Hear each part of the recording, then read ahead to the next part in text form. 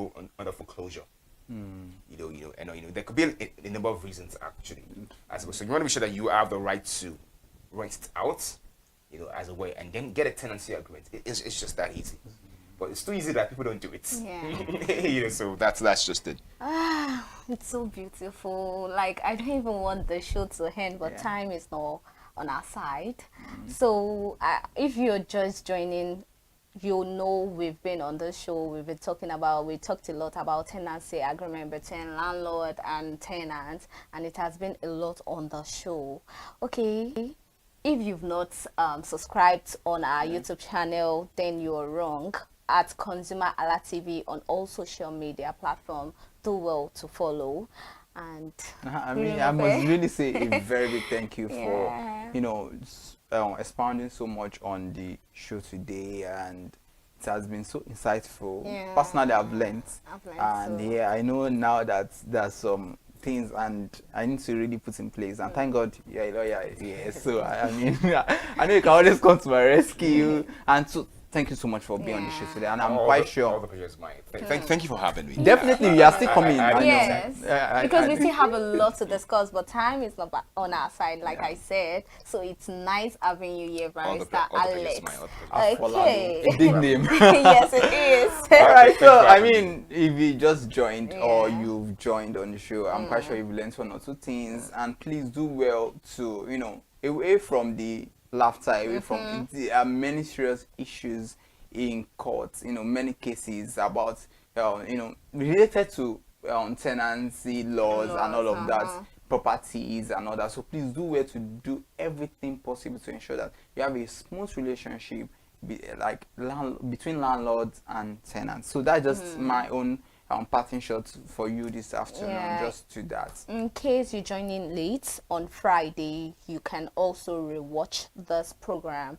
And in case you are not, you don't have the calm, you don't want to wait till Friday, you can also, you are free to go back to it to rewatch the program. Till I grace your screen again, I am Elizabeth Avefe. And I am Iremufe Kofo. Bye for now.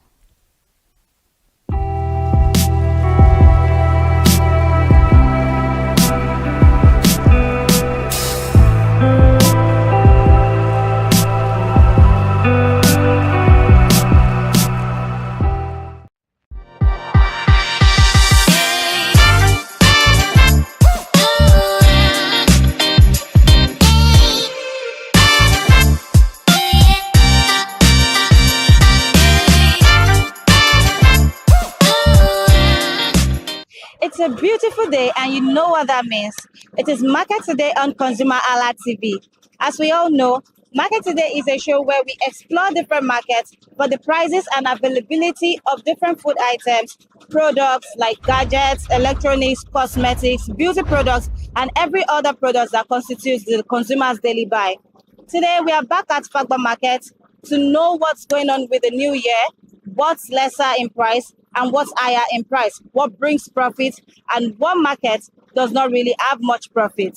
My name is Uwoke Peace, and this is me today on Market Today on ConsumerHallaTV. Come with me, let's explore Market Today for today.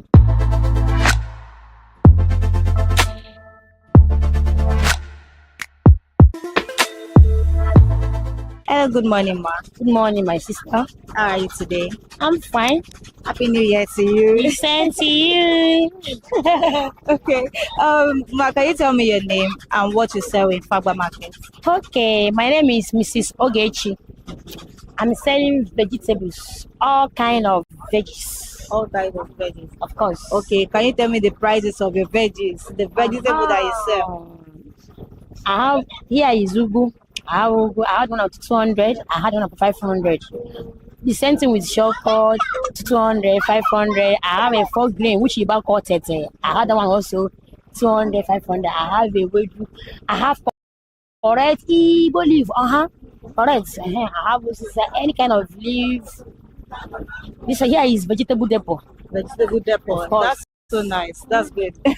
Okay, let me ask you, where do you get your vegetable from? Where do you buy them? Okay, sometimes I go to farm, while sometimes I go to the market. But I like going to the farm because it's much cheaper than markets. But the stress of going to farm is a little bit hard than markets. Like markets, I would just go and buy, come back. But in the farm, I would want to cut it by myself there. They will say for me, coming back again. But I prefer going to markets for now because of the stress. So when you go to the farm, there are people there that sell to you. Of course. Okay, so if you're buying from the farm, how much do you buy from the farm? If I'm buying a bunch of the bell, sometimes in the farm they say in the bunch, they say in the bell, you can buy the bell, which is on the one that's still on the ground. Yeah. So you cost it by yourself. It depends how big the farm is and the small. So they sell it according to the big or the size of the farm. You understand? Okay, so if you go to the market too, how do you buy? How much do you buy? Like now, the one they bring for us from Ijabu, which they call Pampa, some of them are 20-something thousand. The one we buy from market, the one they call one hand, we can buy that one from 6,000 naira up or 10,000, depending size by size. We have different sizes. Okay, well, so let me ask, how long have you been in this business? Okay, for now, I think this is 6 years. 6 years. Of course. Wow. And it's this vegetable that you've been selling. Of course. So how has it been sustainable? Oh, very, very good. I love the business. There's no work that's not stressful. Every work is stressful. It's how you take your own. I love it. I like it. For me now, I'm used to it. It's no more that stressful to me because I'm already used to the business. So in this vegetable business, do you think you have loyal customers? Of course. So why do they buy from you? Why do they keep coming back? Okay, the way I treat my customers, I make them happy so that they will keep coming because this is what I'm selling. I cannot eat it only me. So I have to be kind to people, kind to my customers. You know, they can even if they don't want to buy. That's how you approach customers. They will come back and buy. And you talk to them in a good manner that they make them to come. So let's talk about the Christmas period. During the Christmas period, did you sell for 200, 500 naira, or it was higher? No. During the Christmas period, it's the same price, 200, 500. I didn't change anything. With the same quantity? The same quantity. Okay. So let's talk about challenges. Do you think there's any challenge that you face in this market that affects how you buy and how you sell? Yes, the challenge is this. During dry season, as we're entering dry season now, so the price of vegetable is normally go higher every year. Is our experience every year. So the price you bought, maybe last time during the rainy period, I bought a one bumper 20,000. During dry season, it may go out 30,000 or 20 something. You understand? So it's not the same price. So when we are tying it to, you need to reduce hand so that you can be able to meet the money and your gain inside. Okay, let's talk about the government and this market. If there's one thing that the government could do to help this market to make it better for you, to make it more convenient, what would you say? That is very, very good question. This market, all the women here, let me just say all the women, everybody really need help. All the women here. Because since I've been in this market 6 years now, I see the way the market, the things are going. Most women here, they borrow money to buy and sell. You know, when they borrow the money, they will be paying people that they borrow those money from. And then too, they will try to meet all the target, pay our money that we pay here every time, every week. So they may not be able to meet up. But after paying all this money, they may not have enough money again to go and buy. You know, it's not your own money that you're using to buy the market. It's the money that you borrow. It's only the gain inside that you use to do everything that other needs that you need to meet up. So if the government can come inside the market, help women, help them with the financial capital money they can use to buy market, I think the women will be very, very excited if they can do that for us. Yeah, that's good. So you mentioned that you make weekly payments here. How does the weekly payment help you in this business? What does it do for you? What's the essence of it? Okay, the weekly payment we pay here, we pay money for Loma. That one we pay that one every week. It's our agreement. So we pay every week. So we pay the market money. We are selling. We are paying for the space. So we pay money every Saturday. So if there's any other need in the market too, we do pay them also. You pay them also. Of course. Thank you so much for your time. All right. Thank you.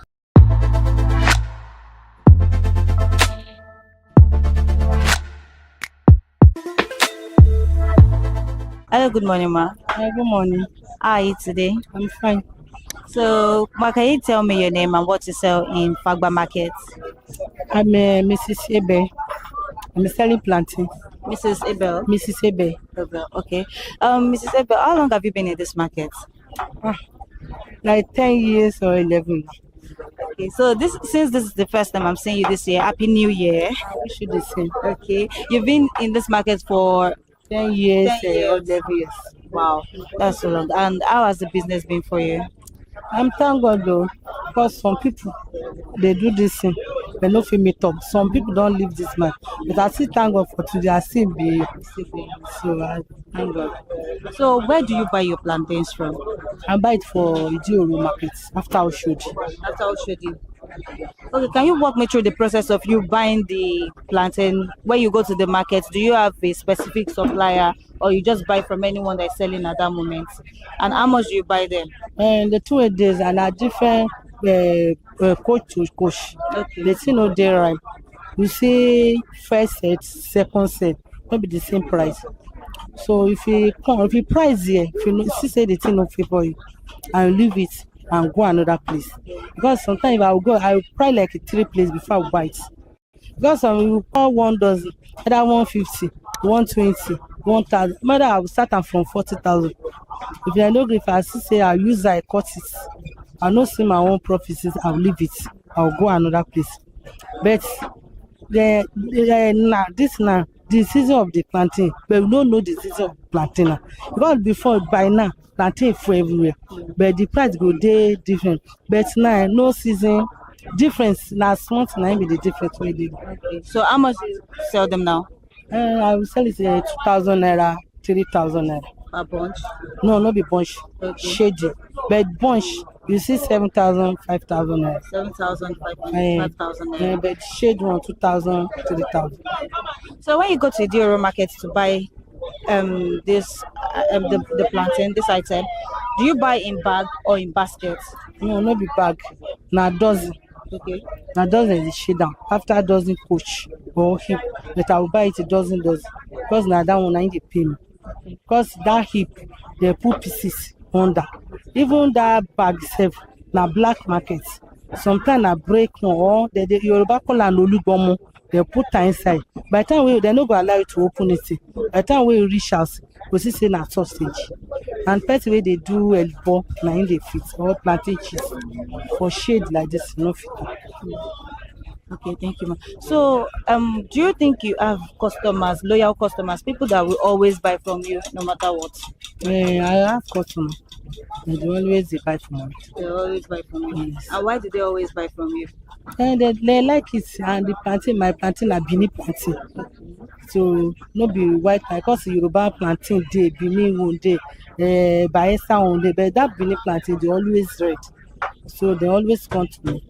The matter order is small, no say they go complain it's small. I will see people jara, they see buy it.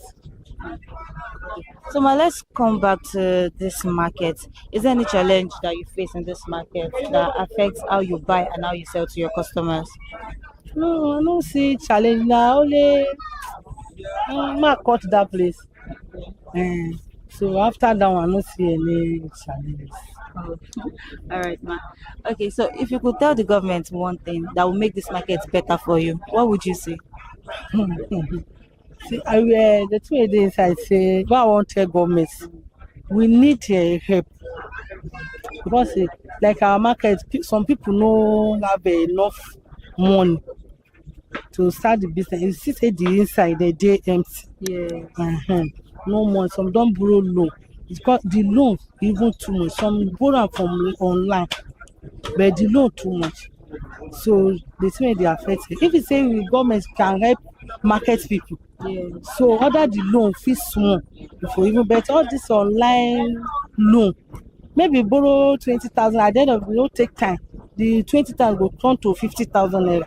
So that's in the affect some people, especially business market people.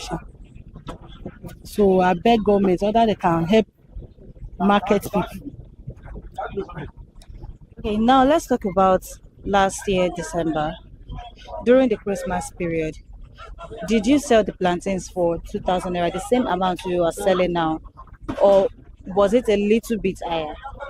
And the 2 days I say, now the same that 2000, I see the shade. But the difference with days I say, as they just start new year now, price don't they high. Because I buy, they always buy 35, 40. But I go market yesterday, I buy those 50,000 naira. So I will reduce them, but I'll still they sell it 2,000 naira. Because they don't know say 2,000 naira, 3,000 naira. They do always they buy from my hand. So I reduce them, but I still shade down to 2,000. So you reduce the quantity. I reduce. Okay. All right. Thank you, ma, for your time. Thank God.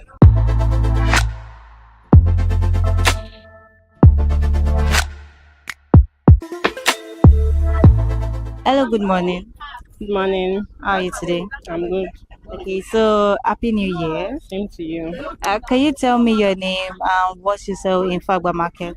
My name is Precious Chidera. I sell food items mostly, such as egusi, crayfish, stockfish, dry fish, palm oil, gari, and so on.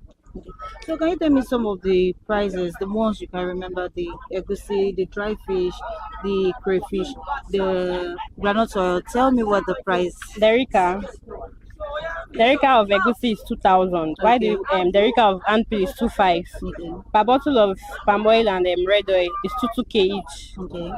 While the dry fish are of different sizes depending on the size you want, ranging from 300 upwards. We have the native catfish and we have the one that was trained. Oh. Okay, so let's talk about this. Is the native.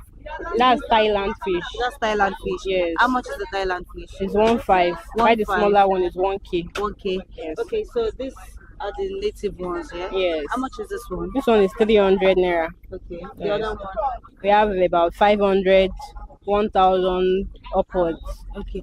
Let's talk about where you buy them from. Okay. Where do you buy the food items from? The fish, the Thailand fish, Okay. the egusi, the crayfish, the granite oil. Where do you get them from? Most times the dry fish we buy from Ileko because it's preferable to buy it from the Ileko.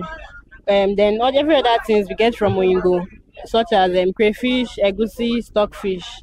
And why we don't buy the dry fish from Oyinbo is because there are lots of crowd there, such as the people traveling abroad, so they tend to sell it expensive, not considering we that are reselling. Yeah. So we just prefer to buy the dry fish from Ileko since it's cheaper there. Okay. So how long have you been in this market? How long have you been in this business? It's actually my mom's business. I'm just assisting her currently due to her absence. Yeah. She has been in this market, I think, for over like 30 years now. Yeah. We're all trained in the business. My senior ones that are married and are with kids now. So, and this business has been sustainable for you and your family? Yes. We more like we wrecked last year due to our illness. Oh, okay. But with time, since we were able to get some loan from the bank, with God on our side, we came back. We are standing here today. I'm happy for you. Thank you very much. Okay, so let's talk about the challenges you face in this market. The challenges we face here is envy and envy. Now you have lots of people selling the same market you sell. If they see crowd here, they don't know. They don't know how long you've been on this business. They just all of a sudden they start keeping one nonsense face. I mean, humans will be humans, but yeah. Sure. All right, then let's also talk about what you would say to the government. If the government were to help you to make this market better, what would you say to the government? If they will support us with funds, it will really go a long way for I and my mom. I'm actually speaking for myself, but I don't know about every other person. Okay. All right, then. Okay, let's talk about last year, December, the Christmas period. Yeah. During the Christmas period, did you sell these goods for the same price you're selling Yes. now? We did not inflate any price due to either festive period or no festive period. It not inflate It was the price. just, I think there was a price change from the market. Okay. And it was just very slight. It was not as much as last year and upper years. This year, festive period, price of things really came down. Okay. Compared to last 2 years rather. Okay, since the prices were inflated, where you got it from, Yeah. did the quantity reduce? The quantity, no. Just the same quantity Yeah, you the same sell. quantity and just little amount was added to it. Okay. All right. Thank you so much for your time. You're welcome.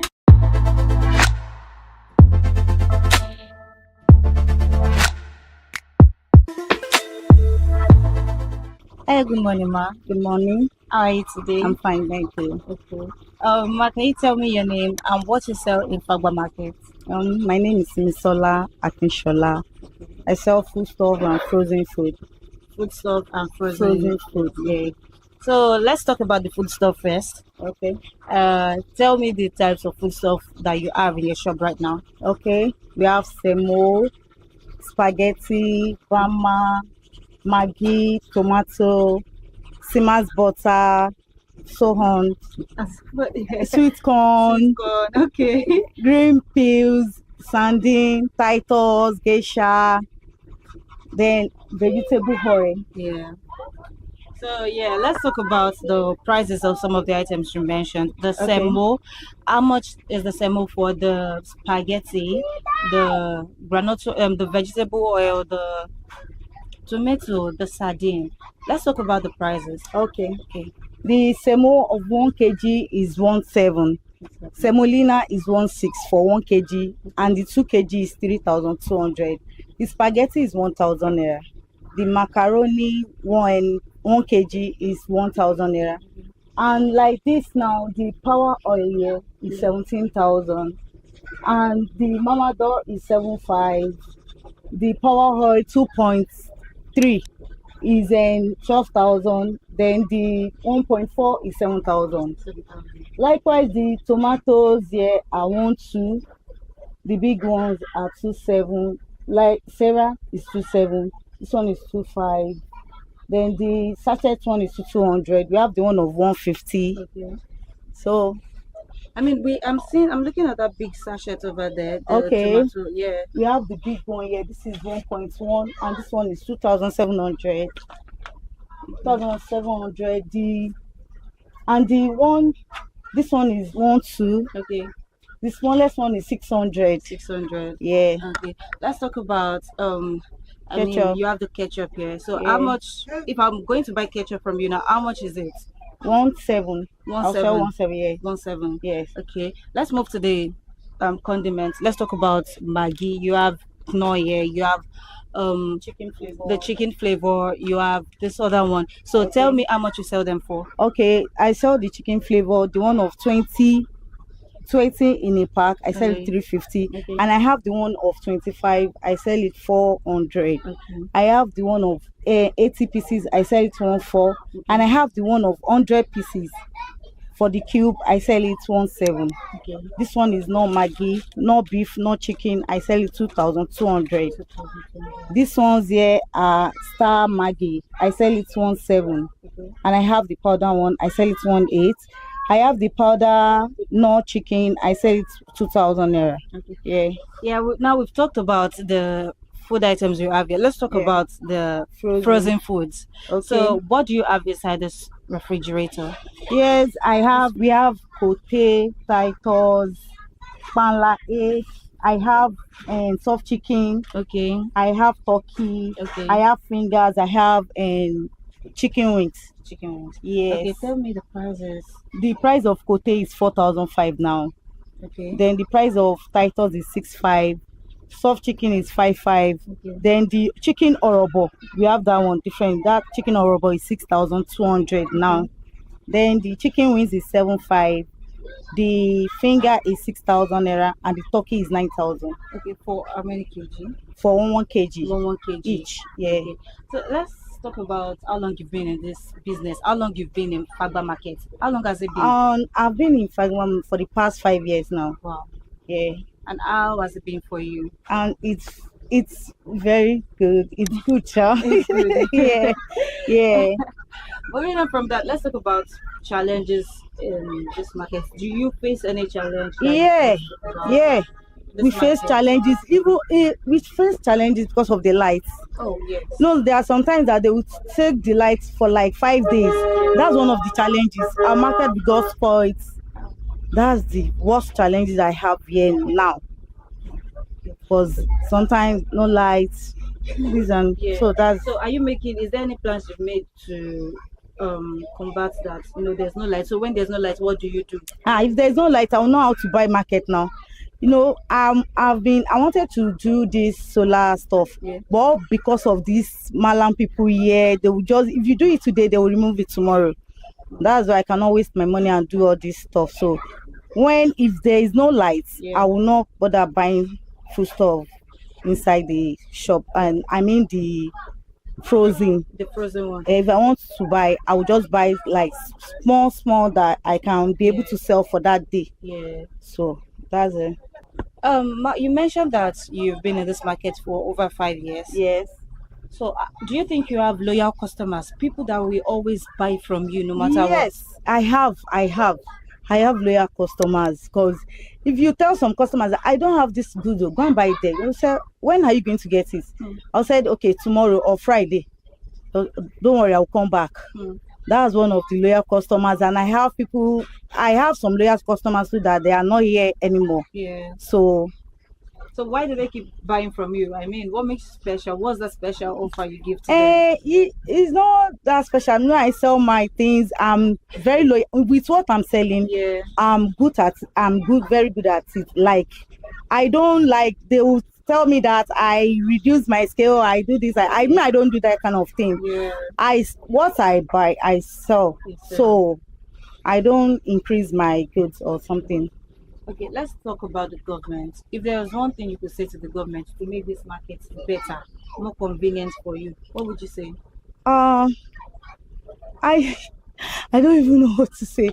But government should help us to, like, they should bring everything down. Because I think the way things are, all these things that we are selling 17 now, before we are selling 700 naira. Wow. So now we are selling 17. Not everybody can afford it.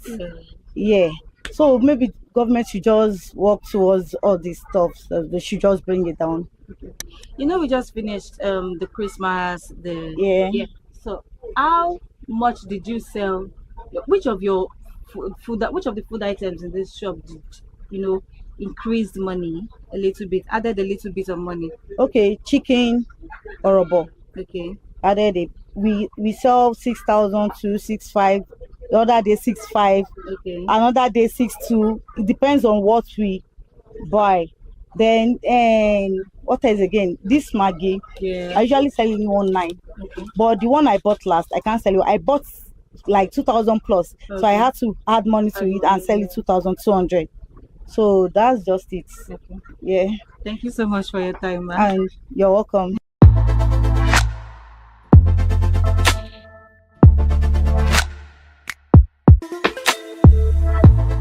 Hello, good morning. Madam, good morning. How are you? I'm fine. Okay. So can you tell me your name and what you sell in Fagba Market? My name Mohammed. Okay. What do you sell in this market? Now pepper, tomato, onions, everything they sell. Everything they sell. Yes. Okay. So Mohammed, tell me how much you sell tomato for. Tomato they sell before they sell 1,500. Now don't come on money. They sell 700, 400. 700, 400. Yeah. So for this one? This one 500. This one 500. Yeah, they sell 400. Okay. Down to Tatashi 500, Bawa 500, onions 500, pepper 500. 500. So if I want to buy paints now, let's assume I want to buy paint. How much do you sell paints? They sell 5,000, 4,000. 5,000, 4,000. Yeah. Okay. Mohammed, let's talk about when you started this business. When did you start this business in this market? I don't think. You don't think? Yes. So maybe 10 years, 5 years, 3 years? Yes, I don't pass 10 years. Wow. That time where the market start, as it did. That's where you were. Yeah. So you have customers that always buy from you? Yes, people they come by. I get customer way before. So now the tea, no, I don't know how the tea big. So why are people not buying again? I don't know, because in Nigeria how big now, and so everybody they Malaysian. That's why. Now what are they think with that? Odana, everybody they Malaysia for this country. That's why they buy small. Okay, so Mohammed, tell me. Let's assume you want to talk to the government now. So to make this market better for you. So, You've already said that there's no market. So let's assume you can talk to the government about what will make this market more better for you to make so that you'll be able to get more profit. What will you say? so everybody may get business now. If you get business, everything go see come down now. Everything go, everybody go happy to the team make it come down. Okay. So you don't have anything to say to the government. I don't get anything what I want to for government because no be me they do am. Now go to the do am. So do you have any problem that you face in this market? I no get. Again, now the problem what I get for this market, for the market is no strong, and the problem with that. Okay, Mohammed, during Christmas period, how much did you sell tomato for? How much did you sell onions? How much did you sell your pepper? Oh Lord, then this onions and our commodity money. This one I want to the sell 'em. During that Christmas period? Yes. The onions now, as it is, how much is it? This save now 500. 500 naira. So during that Christmas period, you sold it for 500 naira. Even the pepper and the tatashe. Yes, all of them. I never add money. You never add money? Yes, because I know how the tea go. Okay. Thank you so much for your time. No.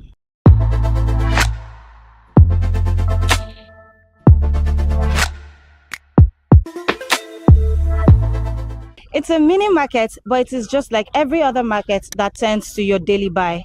Today we have explored Fagba Market and we have seen that you can get whatever food item you want based on the availability, your budget and the quantity. My name is Nweke Peace and it is not yet over, but until the next time, you can catch us on ConsumerHallaTV on TikTok, Instagram, Twitter and Facebook. Until the next episode, bye for now.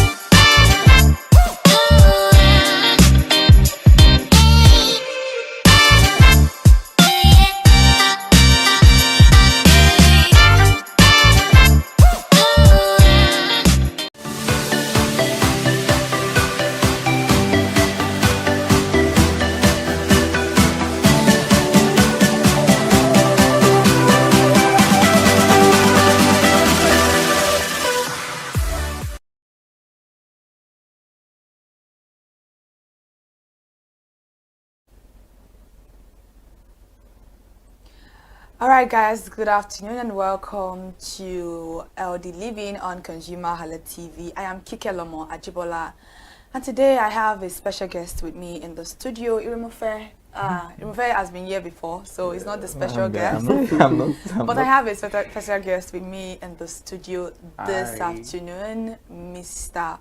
Odezi. Iyede. Thank God, I've been practicing that name. Well, you can't give yourself a pass mark until it satisfies that you actually got that right. Well, I'll give you like 65. Oh my God! Oh no, that hard. If you say Iyede Odezi Jones, and I'll say, okay, Mr. Iyede Odezi Jones. Oh wow! So we are here this afternoon to talk about something very beautiful, something it's more of like an educational one this morning. And I'm very excited to be on the program this afternoon. Thank you so much for joining us. Thank you all for having me. I don't know if you've seen this man before or you know him, but to me, I am so excited to actually meet him. He has become a celebrity. Oh, celebrity, yeah. People have fame through different forms, but I think your kind of fame that has come through activism is something that is not so common, and activism in this sense because people are not so bold. I was telling him before the program, I was saying, you are so bold. Boldness, being audacious to come out and say, one thing, I am this person, and I want people to learn from me. I mean, not all heroes wear cape. Oh. But, I mean, you deserve the garden. Anyway. He is our Black Panther. I'm going to give him Superman. I beg you. I don't do. All right, guys. Today we're going to talk about HIV, misconceptions, and truth. Trust me, HIV is a very broad conversation. I know a lot of us are not ready to have that conversation. Yeah, and I think it's 2 weeks now. What is the December December 1st. What globally. globally. December is like a whole month for other than Christmas and that's sweet. The first 2 weeks of thereabouts in December is just for various organizations, they just pick a date and do World AIDS Day and just celebrate it. So we are still in the World AIDS Day. So we are still there. So we are. So you guys are like on schedule. Oh, that's good. I mean, and I think it's what most people don't even know. Yes, we actually need to know that because it's not just about Mother's Day, Father's Day. This is a very sensitive one. It's a very sensitive conversation because, like I said earlier on, the conversation today is about the misconceptions and also about the truth that actually is embedded in HIV. Yeah. Mr. Jones, I don't want to say Odezi. Yeah. I get my PhD. Oh, really? Yeah. Oh, wow. Seriously, you have your PhD already. No, he wants to get it. That is. Hey, God, though. we have an educationalist in the studio. Seriously, because coupled with the fact that with the circumstances around, one thing I think that can make you so bold is your personal achievements. Because sometimes people think because of this kind of life, then you are never where to do. You understand? So it's not over. In fact, let me just say, in all honesty, it's a beautiful life because in as much as people might talk about the stigma, might talk about so many things, it takes someone who is like. Let me use the word. I don't want to use that word, but it takes someone who is very crazy. Let me put it that way. I agree with you. Seriously, say that this is my truth, and I'm going to live it. Yeah. All right. Before we go into the program, please, can I know who Mr. Odezi Jones Iyede is? Iyede Odezi Jones is first an activist. He is a person living with HIV. He is also a data analyst. He's a research monitoring and evaluation associate. He's a fitness model. I love that part. And he is a human. So sweet. Interesting. He's a human because it takes a human to do what you're doing. With the stigma, like you said, surrounding HIV positive and every other thing, it takes a lot, especially you being on Twitter. I can't imagine that. Why did you choose Twitter of all places? No, Twitter. Yeah, Twitter was. Well, I'm more active on Instagram, but Twitter is just a space. In fact, my Twitter, I mentally avoid it. I mentally avoid it. I only go there to just drop my message and run because. Away. But although now I'm starting to learn to just see people like, just do you. You have data now on your phone, have a go. Because as far as you are not coming to physically, if you want to come and meet me physically, come and meet me physically. But the stigma and everything that comes with, being out with my status is only what people would say. Yes. So because you can't come and say because I'm HIV, living with HIV, you want to come and harm me. You can't even come and harm me, sir, because come on, you can try, but you can't. So it's just like, it's just the stigma is just what people will say generally, or how they will perceive you and all of that. So, and if you are somebody that's like me, I've grown beyond caring too much about what people, because what people will say is the only place that affects is your ears, not your body. So if you are a person, if you can understand that fact, nothing can actually really get to you. Can I ask a quick question? Do you think culture also, what will I say? Plays a role. Yeah, plays a role, promote this stigma a lot in Nigeria. Yes, now everybody feels like, when you are living with HIV, the major mode of transmission for HIV is sex. So everybody feels like, you had sex, but everybody has sex. Yeah, exactly. So it's not everybody basically, but when you are like, of the age, it's likely. Exactly. So, but then there are people who are born with the virus who did not even have to go and have sex to get it. There are people who just get it from blood transfusion. So there are so many other but people just generally just see it like, so we should go and tell a 1-year-old child that living with HIV that you got HIV through this.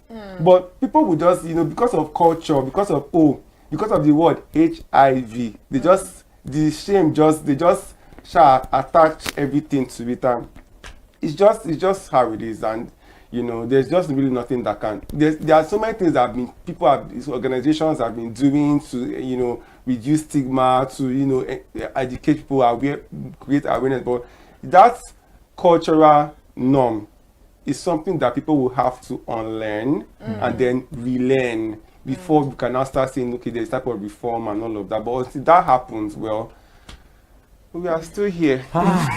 Seriously, it's. Oh, you want to say something? Yeah, I want to say that with the kind of information, the kind of education, awareness that we have created, I feel like people at this point, people are just being stubborn and don't want to accept the truth. Ever since I came out with my status, I've been able to see people in a very, very clear, like I see people clearly now, right?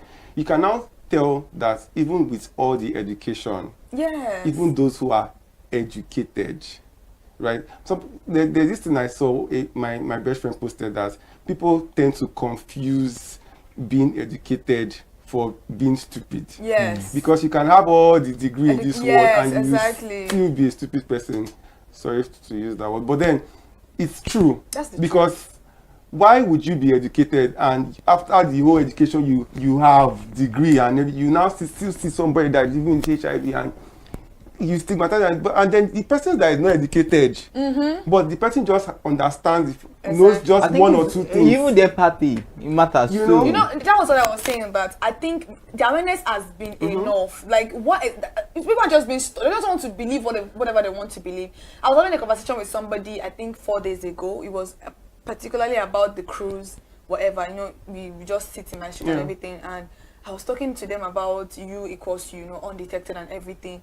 And they're like, no, it can never happen. I'm like, what do you mean it can never happen? So what are the drugs for? Exactly, people are achieving taking drugs for? Do you know what the lady asked me? Can you marry somebody that is on? I said, yes, I can. I can marry somebody that is on. As long as you are undetected. I'm not you know what you're doing. And you have to be there for your partner. If you want to protect yourself, I believe I'm not going to leave. The only thing I will not do is leave you alone. I'm probably going to keep on reminding you that have you done this? Have you taken your drugs? Not in a condescending manner. Do you understand? Because we are all human. You might likely forget one day. And do you know that the way medicine has advanced is so painful that people do not even understand how far medicine has advanced. Back in 1981 when the virus started, it was a lot of people were dying, it was a global pandemic, it was crazy, and then medicine started to advance. Then the drugs started creating more regimen, and now it is down to just one pill.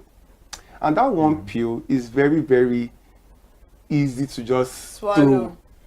Just the same way you drink water or you eat food every day. Wow. You even know you've taken anything. Are you serious? Just carry. Sometimes when I want to take I just carry my medicine. Like the drug is very, very easy to just enter your throat. It doesn't even taste. They've made it so basic that it is not even so. If I hear that somebody died of it, I'm wondering where, why, how, because it's for starters, it's free. You can go to engineer hospital. They didn't believe me when I said that too. You can go anywhere. It is not for the rich. Because HIV is not just for. There are so many people, women, children. The numbers of persons living with HIV in Lagos alone is getting over maybe 10 to 12K. So it's that high. But people would think that it's just because of the stigma and the fear that a lot of persons have. I'm maybe like one of those 15,000 people that just came out.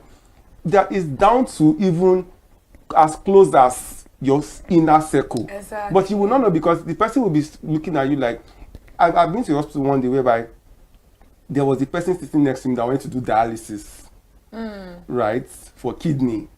And being that I want to just collect my medication and go my merry way, the person was looking at me like, I mean, I'm like, you are even, exactly. You are like, your condition is what? Exactly. I was looking at, is there any other person?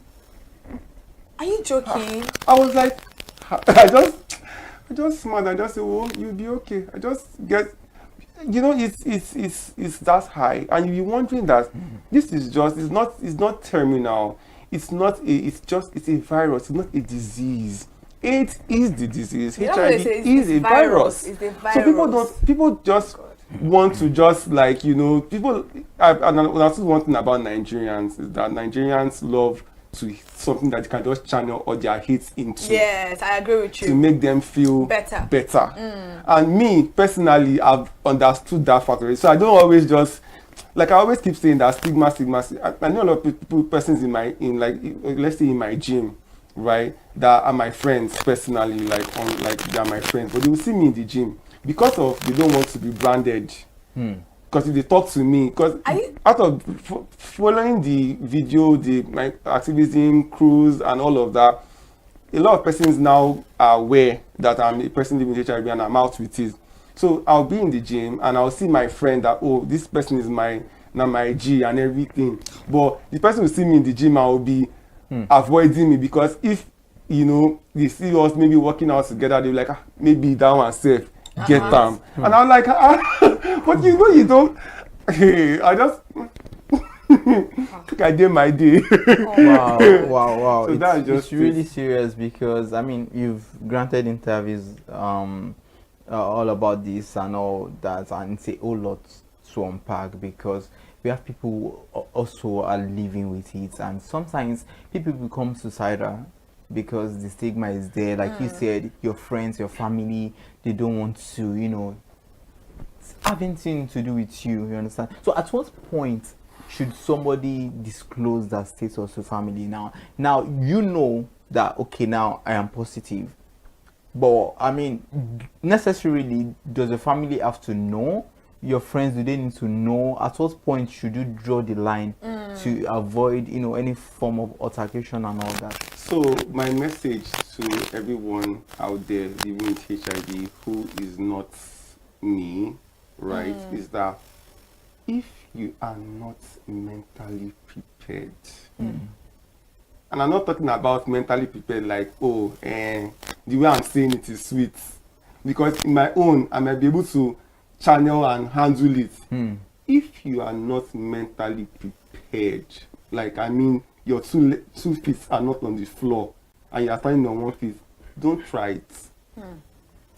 Do not dare, because what we follow, you might not be able to deal with it. Because I'm going to go take you back to when I was in school.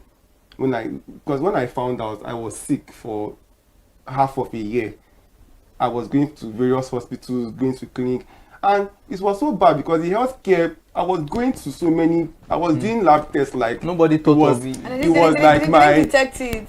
I was doing typhoid, malaria, like nobody, like it was when my roommate asked me that, because I was not like maybe a few weeks to my demise, because that time I could not even, if I want to walk from here to that door, I'll think, because I could literally see my skeletal frame in the mirror. So if I want to, I was like, and you know, being that way, I'm not even knowing why you are that way. Because when I was in school, I was very political in school. I was the life of the party. I mean, they organize everything. But you know, everybody was not seeing me like, how this is, what was going on? What was going on? Like, even when I even came out with my videos, my classmates were on my comments, like, they were like, oh, now I understand, because they all saw me how it was that time. I was like, I could not even tell them that this is what is going on. Because I mean, if you are saying, oh, I had kidney issues or liver, this, all my MR, all my brain scan, this heart scan, everything was fine. But I was just drying up. I even entered herbal, I have mark on my, even in my head. If I barb my hair, the mark is there, because I was doing everything humanly possible to even know. I was like, even if I'm going to even die, let me know what is killing me. But I could not. It was my roommate that told me that, guy, do you even know your HIV status? We're just having the call. But I've been going to the pharmacy like 100 times. Like, I'm going to lab. It was like, just go and what's there? Like, nothing there now. I mean, at this point, you don't have anything to lose. So like, okay, now let me because that time it was so bad that I was supposed to do my IT defense. My IT just took one look at me. I was like, please give him B. Because if I would go to class like this, everybody would just be giving, because I was very, very fragile, like very fragile. So I got there and they did the test for me. So when I was asking the healthcare provider that, so why did I not know these things? And so like, do you know that, don't you think that some people prefer to tell you that you have cancer or something than tell you that you have this? They would prefer to just like, because they don't want the shock of having to tell you that you are living with HIV. People are more scared to hear that news than they prefer to hear that they have kidney issues or something else. Oh wow. Then that one now passed. After that one passed, I was down, taking the medication. And healing is not overnight. It has to it starts from somewhere. So I went for my roommate's other sister's wedding. So I got there, I was sitting in front. And then people were like, oh, one of my friends sat next to me. The way you're sitting, I was like, I heard you were sick. I was like, oh yeah, I'm getting better. And I was like, I heard it's that one that if you don't take drug every day, you will die. He was not amplifying his voice so that everybody could hear. He said that. I was like, So the stigma all this stigma, I had to deal with all this stigma. So I've come to a point whereby I've seen it all. I've seen the stigma in both family, in friends, relatives, and also I'm here. That's what I'm saying to those people who have not ever experienced stigma before. If you are not ready to deal with everything, my own might be this one. Your might be Pro Max, 1 terabyte. 1 terabyte. So if you're not ready to deal with it like that, keep it to yourself. But I would still encourage you that if you know, because this stigma that we face now, this stigma we face now, is because of the fact that a lot of us are hiding. Right. Oh yeah. If every single person that was living with HIV and comes out with and say, I'm positive. Oh yeah, now deal with it. It will be the stigma that we have been fighting. It will end because if I can work on that person, just like you have malaria or you have typhoid, somebody can say, I'm living with HIV and I'm undetectable. Yeah. It will be easy for everybody to be like, okay, cool. It will be a future that I would like to see in my lifetime. That's where every single person living with HIV is able to boldly come out and say, and it's not just me, because I feel so alone being in this, being the only one, champion. I wish to see a lot of people and it's everywhere. It's in entertainment, it's in this, it's in every single part of the economy. There's one person living with HIV there, but they will not tell you because they are scared.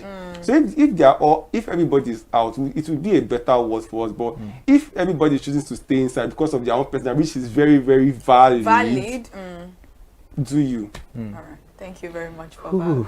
I mean, it's a whole lot, and stigma is really, it could really, I don't know the right word. It can make you just think of suicide and just want to end it and all that, and which is very pathetic if that happens. Now there are lots of misconceptions about HIV. Even sometimes people don't even know the symptoms. Like you said, you were running tests, and at the end of the day, and I think if the health care practitioner, if they were wise enough, they would have thought of it. Okay, we've done this test, let's also run this all that. So the symptoms, it varies, you understand. People might show this, they might think it's malaria and all of those things, but there are misconceptions. Even in terms of religious settings, they'll tell you God can heal you, so don't take your drugs again and all that. So let us look at the misconceptions about HIV. So there are so many misconceptions, right? There's the one that but basically I'm a healthcare provider as well, right? So when the common symptoms is night sweats, fever, weight loss, constant cough, right? Because a person who is living with HIV is always the symptoms they present the same symptoms as a person that might have tuberculosis. So when a person is diagnosed with HIV, they always put them on a type of medication that can prevent them from getting tuberculosis, right? So those are the common symptoms. But like I always say, people's system varies. People's system varies depending on because HIV attacks the immune system. So the thing that if a person contracts HIV, the thing that the person's system, like DNA biology, is susceptible to. I said that thing. Yeah, you did. Susceptible to can now be enhanced. Oh. Because the virus will now focus on that particular thing, right? So if the person now starts to take medication, it will now reduce the virus in the person's body so that it will not, but failure to do that gradually, so anything can now happen to the person. For some person, it might just be just normal headache. The headache will just turn to something serious. Complications. So person might just be small cold. So anything that your system is susceptible. You just love that word. Susceptible to. You go catch on. You get, so that is why. So now the misconceptions now is that, like they always say, they show for face. So if that's why it's always very important that people do their test like every 3. If you are a person that is sexually active and they use condom, every 3 months is very, very important to get tested, right? But if you are now not doing all of that and you do Sharia law, anything can happen. Even the people that will say, hey, I'm not sexually active, I don't have to run any test because. What about when they are making your hair? Like especially for women that use needles, share needles, those things. Oh, sharp. Oh, or even your nails. Your nails. You clean cuticles. You don't go customer shop. Oh yeah, or sharp. Oh yeah, next person. It's passing. Or people that inject drugs, people who use drugs, who chim from there. So there are so many modes of transmission. It's not just sexually. It's not just sexually. So many people, okay, or blood or organs transplants, you are going to get an organ or you are going to get blood from someone, it's not screen. Sharp, maybe in an emergency situation, the person needs blood quickly. You can. So there are so many, anything that involves blood to blood contraction from a person living with HIV to a person who is not living with HIV can potentially cause HIV. And then another thing now is that if the person that is living with HIV is undetectable. Please, can you explain that? Because some might not. Some people might not understand what so undetectable means that you equals to you. It means that the person has taken their medications to a point whereby they are now virally. There's a term called viral suppression. The viral load, the virus in the person's body is now suppressed to the point whereby the person can no longer, if person like Sharia law, because if that has not happened, I kid you not, everybody in this country or this world will have HIV. That's true. So now, being undetectable, is it just now, you can't transmit? Now, does it then apply to probably, the use of sharp objects? What about blood? To everything. So blood, you can't transfer it through blood. If you are undetectable, once your blood is undetectable, that undetectable means they no physical virus inside. Yes. It's there, but the virus has been suppressed to a point where it can no longer be seen. So it's not like living like apologies for that. It's not like you're not living normally like people who don't even have. So if it's the HIV virus is undetectable by the definition means you cannot see it. Yes. It's there, but you cannot see it. It's when you can it's when they do a viral load test for you and they can see it. So let me explain. So now, if a person's viral load copies are above 1,000, can transmit. Oh. But once you are now below 1,000, from that 900 to 200 is considered safe, but there's still a chance. So once it's from 200 down to like 21, it's undetectable, but it still needs some adjustment. But once it's now below 20, you're safe. Wow. So you have to, from 1,000, you have to go down to 20. But it's not even hard to achieve that, because once a person starts taking their medication within a space of probably a year 3 to 6 months, you can achieve that. That if you find out, like, because for me, somebody like me, when I found out I was living with HIV, I was like almost dying. So it took me like a while, right? It took me like 2 to 3 years for you to get to me to get, because I had to first of all heal first. I had to first of all come back from from the lot of things because I was doing a lot of treatment. So I had to come back from all of that. But when I said this that I was undetectable, I was eating like, because coming from when I was sick, I could not even drink water. To when I was not eating like somebody that is a mad person. I was not my roommates was like, what's happened now? Because the medications were working. So now that's for me. Now a person that found that like very late. Now a person that now found that early.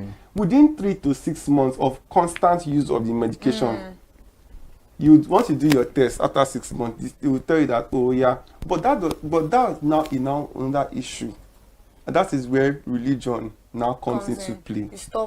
Now, if a person becomes undetectable, in some cases the person can go for a test and come out negative. I've tested negative before to HIV. Like I've actually done a HIV test and I came out negative. And I'm like, I just laugh. I just like, hey, period.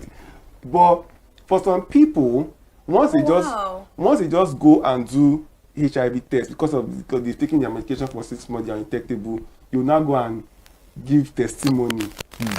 They will now go and meet their pastor. Pastor will not tell that your faith has made you well.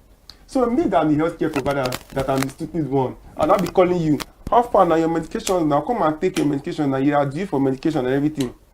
The person will now start seeing you like you don't want healing for them. Their pastor have told them that their faith has made them well. Who are you?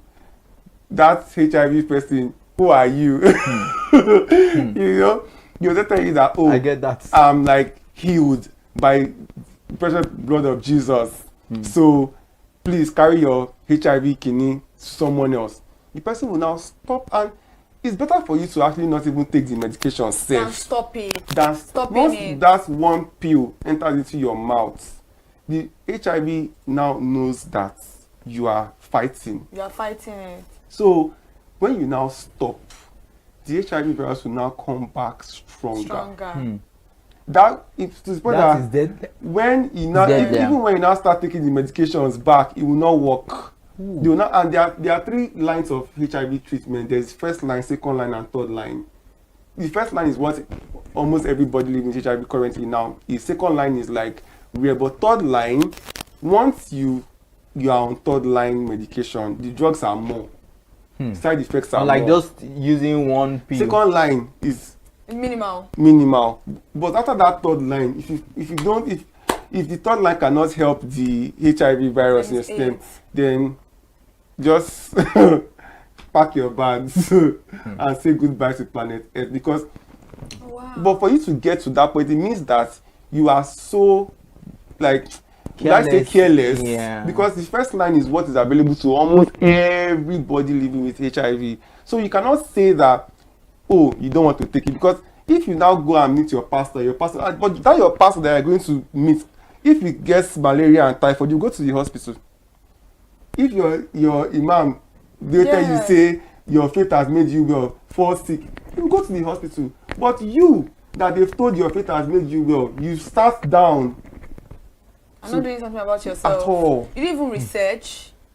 At all. And it's happening to a lot of people. Like, I cannot tell you how many people that are this, as we are speaking right now, they have abandoned their medications because of, oh, my pastor said my faith has made me well.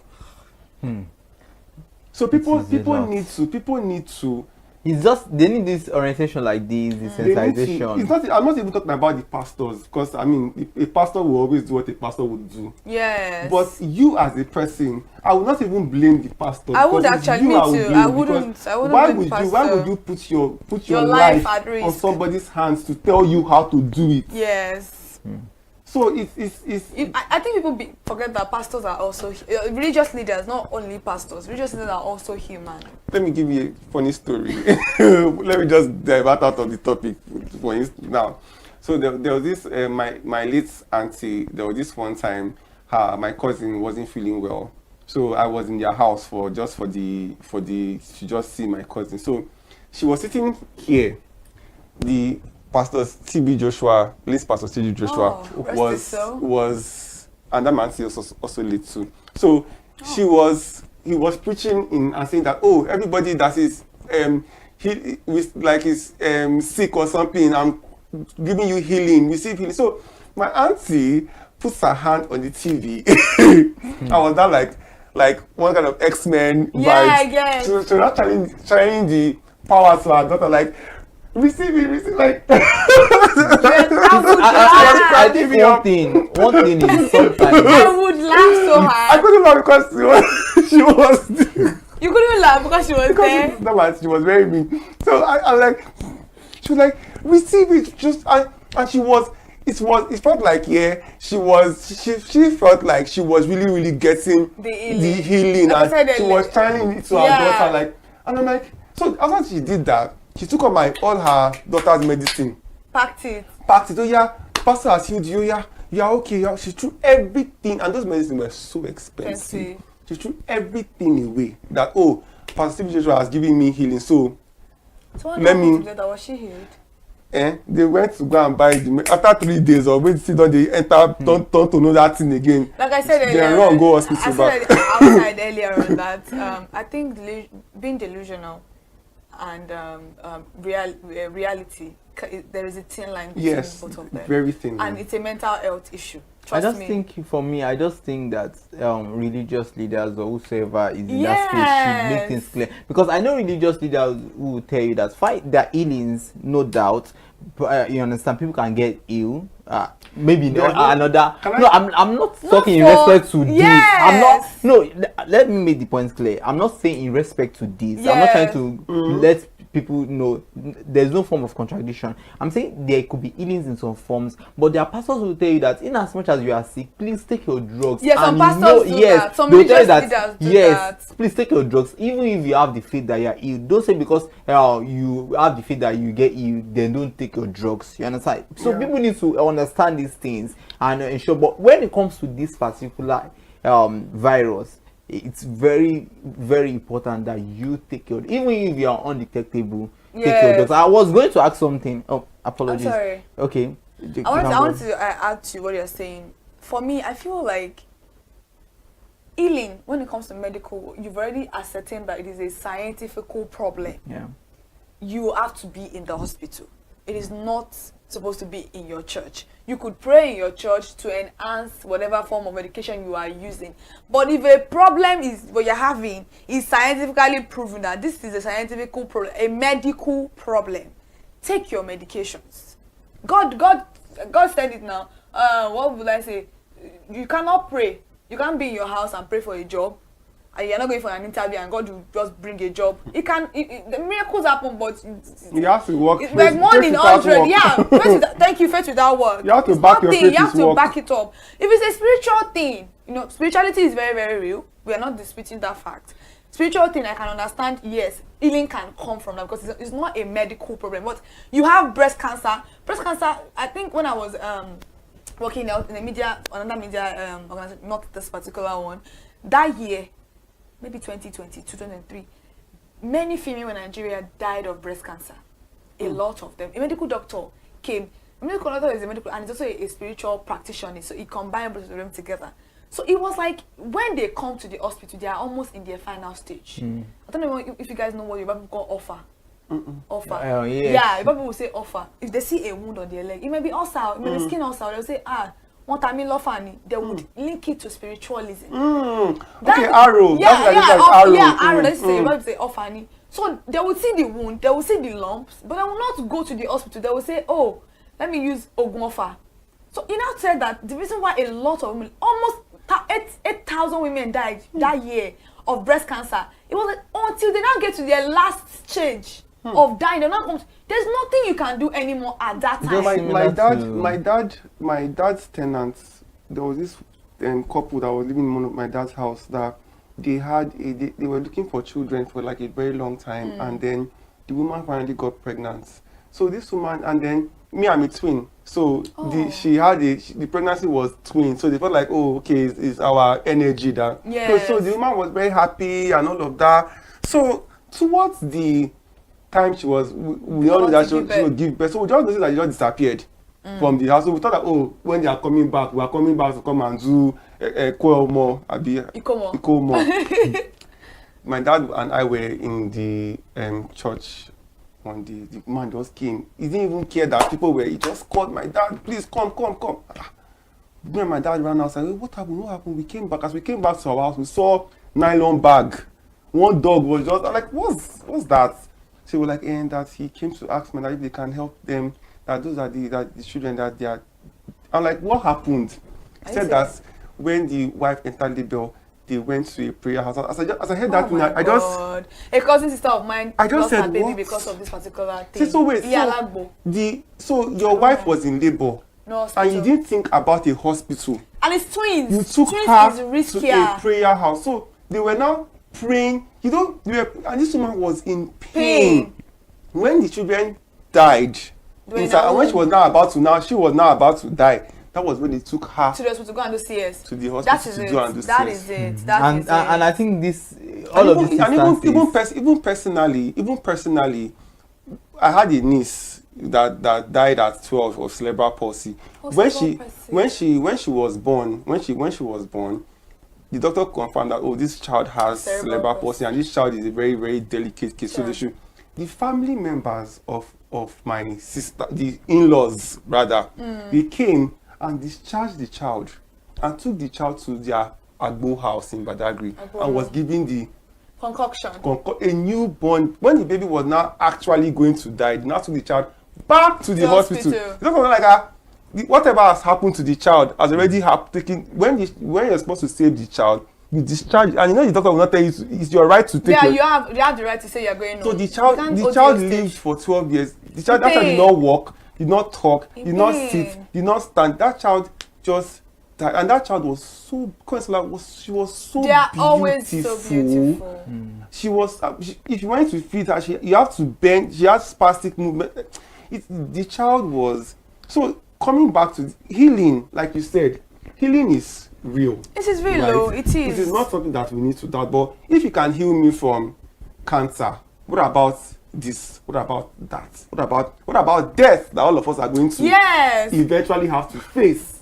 You cannot heal me from that. Cancer? Even you that is giving me the healing from the, you cannot heal yourself from the thing. So, and HIV now there is no, yes, we've heard of so many cures from me, but if they have not come to announce it in WHO. Yeah. I used to tell people, I don't believe it. Maybe PEPFAR, maybe Donald Trump has issued and said that, there is now a HIV cure. I'm sorry, there is no cure. There is no cure. So anything anybody is telling you that is this or does that. Do you guys know there is a spiritual belief in South Africa? I cannot remember the name, but BBC covered it, and pedophilia was the cure for HIV. What? Yes. They will tell you, sleep with a child and you get cured of HIV. That place has a lot of HIV because they infested a lot of, they rape those children. Hey. Yes. You can watch, I would send the documentary when we are done. Because I watched a lot of documentaries, and that was what their spiritual leaders was telling them, that go and sleep with a child and you'll be cured of HIV. Then a guy was not the one bringing it that I have HIV and I've slept a lot of children and I've not been. Yes, it is. I cannot remember the environment in South Africa. I would send you. And was there any kind of judicial punishment for that? That place, it was enough because there's a place in South Africa too that they sexually assault girls for a living. Do you know what those girls are doing now? They're not taking laws into their hand. Once they catch the rapists, they burn them alive. Before? That's what they do. There's a lady that is actually... burning them alive. That's what they are doing now. It's able to mess with. Put them in the room, torture them. The journalist that did the interview had to move away with his family because after he was done with exposing that interview, he moved away from that particular place to another city entirely. But why? It's just so crazy that the world has gotten to this point. He said his friend's son, when his friend he left his son, and the son has probably sexually molested, sexually assaulted. And because he thinks it's okay. Yeah, he has been talking to him. He has to get the police. He has been saving him from those girls, but he doesn't. They don't, and they do it as if it's a fun. They laugh about it. It's a proud. They take part in it. I've done it to 2 girls, done it to 5 girls. You can't come out at night. They won't enter the house of girls, of ladies, to go and sexually assault them. It's a normal thing there. You know, when it comes to health and the type of things that health can lead to, the topic is, if we start talking about a lot of things that is not even like, okay, now let's even talk about this abortion now. Yes. Now they put a bill to stop legal abortion. Now what people have sex every day.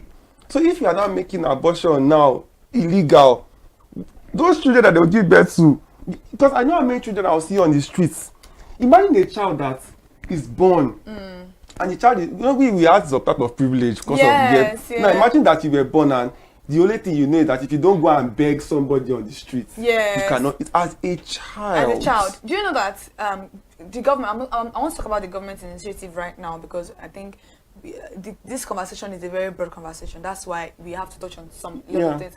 The government of Nigeria, we may not accept. Nigerians have this misconception that the government is likely not working, but in some areas, the government is working. Talking about abortion, Lagos State has a family planning for young girls, free of charge. Niger Girls, that's the name of the organization that gives free family planning. You want to do 5 years, you want to do 3 years, you want to use pills every day, just for you not to be involved in abortion. There's awareness on it though. Just like awareness for HIV, and then you're not using your drugs. So why do you know that you're engaging in a sexual activities? You know how to protect yourself. Why exactly are you not protecting yourself in the first place? And you are but then there are other initiatives that government have already provided for you guys. Go and do, but there's a stigma with using birth control as a young lady, which I don't understand why. But I think we should not kind of deviate from our main focus because of our time. Which I quite understand. It's a very important topic for another day. Yeah, because now we've talked about the misconceptions about HIV. Let's talk about the truth about HIV. Someone who lives with some people live with HIV, and you know, sometimes you just have to follow the routine of using your drugs. Sometimes it could be very hard to keep it up. Now, and probably you miss a day, you miss 2 days, and you are just frustrated. And let's look at the truth about HIV. At what point does HIV kill, or you know, when does it become a death sentence? Yes. It becomes a death sentence. It's very simple. When you don't use your medication, that's when it becomes a death sentence. Clarify that, right? Actually. So, but when the drug is a daily drug, right? But so here's the hack: if you set alarm, right? Like for me personally, I take my drugs by 10 o'clock in the night because I like to just sleep with it, right? I like to just let it just sleep with me, basically, because having to think about, oh, I'm waking up in the morning, that's the first thing I'm doing, just kind of just makes me feel, you know. But if you can't like do it that 10 o'clock, look for a time that is comfortable, and you not miss that time. And there's always a 2-hour grace period. Like some healthcare workers will tell you that if you cannot even, let's say you are taking it by 10, and you didn't get it by 10, you can't, because obviously you are not a robot. You can't always follow the rules, right? So if you can't take it around that 10 o'clock, you have like a 2-hour grace. From that 10 to 12, make sure you take within it. that period, you can take it. But if you don't now take it that period, you can't go and start. There's people that take their medication, they don't take it properly. That's why they call it dosage. If you are taking medication 2 o'clock today, 1 o'clock tomorrow, 12 o'clock the next day, 1 o'clock you are just doing it as they ought. You like. They call it drug to drug. It's your kidney that you are affecting. Drug to drug interaction, you will just start affecting your kidney in a way that is because the kidney is already is a 24-hour pill. So those 2 hours that you have for yourself is the range. Which, but me personally, I got it to that point whereby it's kind of like easy for me. Once my alarm does boom 10 o'clock, even if I'm asleep, once I just hear that alarm. So there was this one day I actually like stood off my alarm to see 10 o'clock. You woke up. As I just carried my phone, I just 10 your o'clock. body, your system already used to it. Yeah, so it's just I mean, it's been 10 years, so I have to. Wow. It's already like I'm already used to. So everybody that is taking medication, there are some persons that take their own by 8, some people by 9, by whatever time works for you. Just understand that, okay, this particular time is my drug time, and you are good to go. Or you can have an accountability partner, like what you said about if you were going to marry a person that is equal. Yeah. You can be. You always remind the person. It's 10 so for my o'clock. own safety, It's yeah. the time, Have you used your medication? You know. Or you can have a like a. I think there's an app that you yes, I out. About it. Yeah. Yes, there's an app that you can just use to. Even the apps that will tell you. But then alarms are like the easiest thing to do. Yeah. Yeah, that's true. So now, please, let's quickly talk about government initiatives surrounding as a healthcare provider. Let's talk about the government initiatives surrounding sensitizing people in the country about HIV.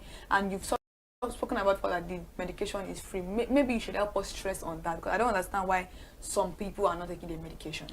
So the government, I would say that in Lagos State here, I will give them a thumbs up. I mean, I'm not a government person, I know, we're Nigerians now. Exactly, but when it comes to HIV response in Lagos, Nigeria, I would say that Governor Sanwo-Olu has tried. Wow. I'll give him a pass mark, personally give him, because they are trying.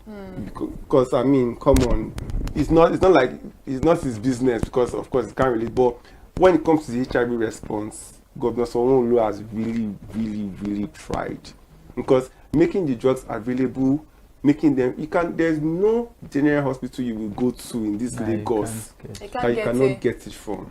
For free? For free. Wow. Like FREE free. If you go anywhere and they tell you that, even with the whole Donald Trump stop order and whatnot, yes, it kind of shook Lagos for a bit, for a little bit of time. There was a little bit of panic. Yeah, but the response was quick. So now, and they are even talking about, when I went for Lagos State AIDS Control Agency, their word is it, they talked about, they want to start producing and start, doing their own, just in case of, they want to start, and it's very good, because if that happens, it will mean that people can like sleep easy and know that, the drugs are being imported. So yes, all over the world, USAID, PEPFAR, so we sign treaties, and so that we can enable. So, but now the reason why it's affecting Trump order is yes, it's happening, but the reason is because US has been the one paying for the fund, for the research, for the program through PEPFAR, through USAID. So it's a lot of funding, and it's just US that is carrying it. So if other countries don't join, and other rich countries don't, so that's what it's trying to say, that should not just be just US that is doing it. Other countries too should join it. Okay. So, but Nigeria, well, I don't know, Sha. I don't know what's I'm not, but but for when it comes to Lagos State, they are trying. Interesting. Yeah. So nobody has an excuse. Like, don't you take your medication? Yeah, you don't have an excuse. In Lagos, you don't have an excuse. Oh wow! So they try their absolute best when it comes to HIV. When it comes to Lagos State, we don't know about others. But Lagos State, they do try. Yes, exactly. Can you get the medication for somebody? Can you take it for someone, or? So you would have to. It would have to be like somebody that you've gone to the clinic with. Okay. You can't just go there and just go and demand for. So you have to sell him. So when they want to be selling it, sell. Okay, you can't even sell. How do you want to sell it? Who will give you to sell? So now, if they allow people to be collecting for others, yes, they will start monetizing it. Nigerians. Yeah, exactly. So what do you think are the preventive measures that people need to take to avoid being infected? Well, there are so many. There are 4 major preventive methods.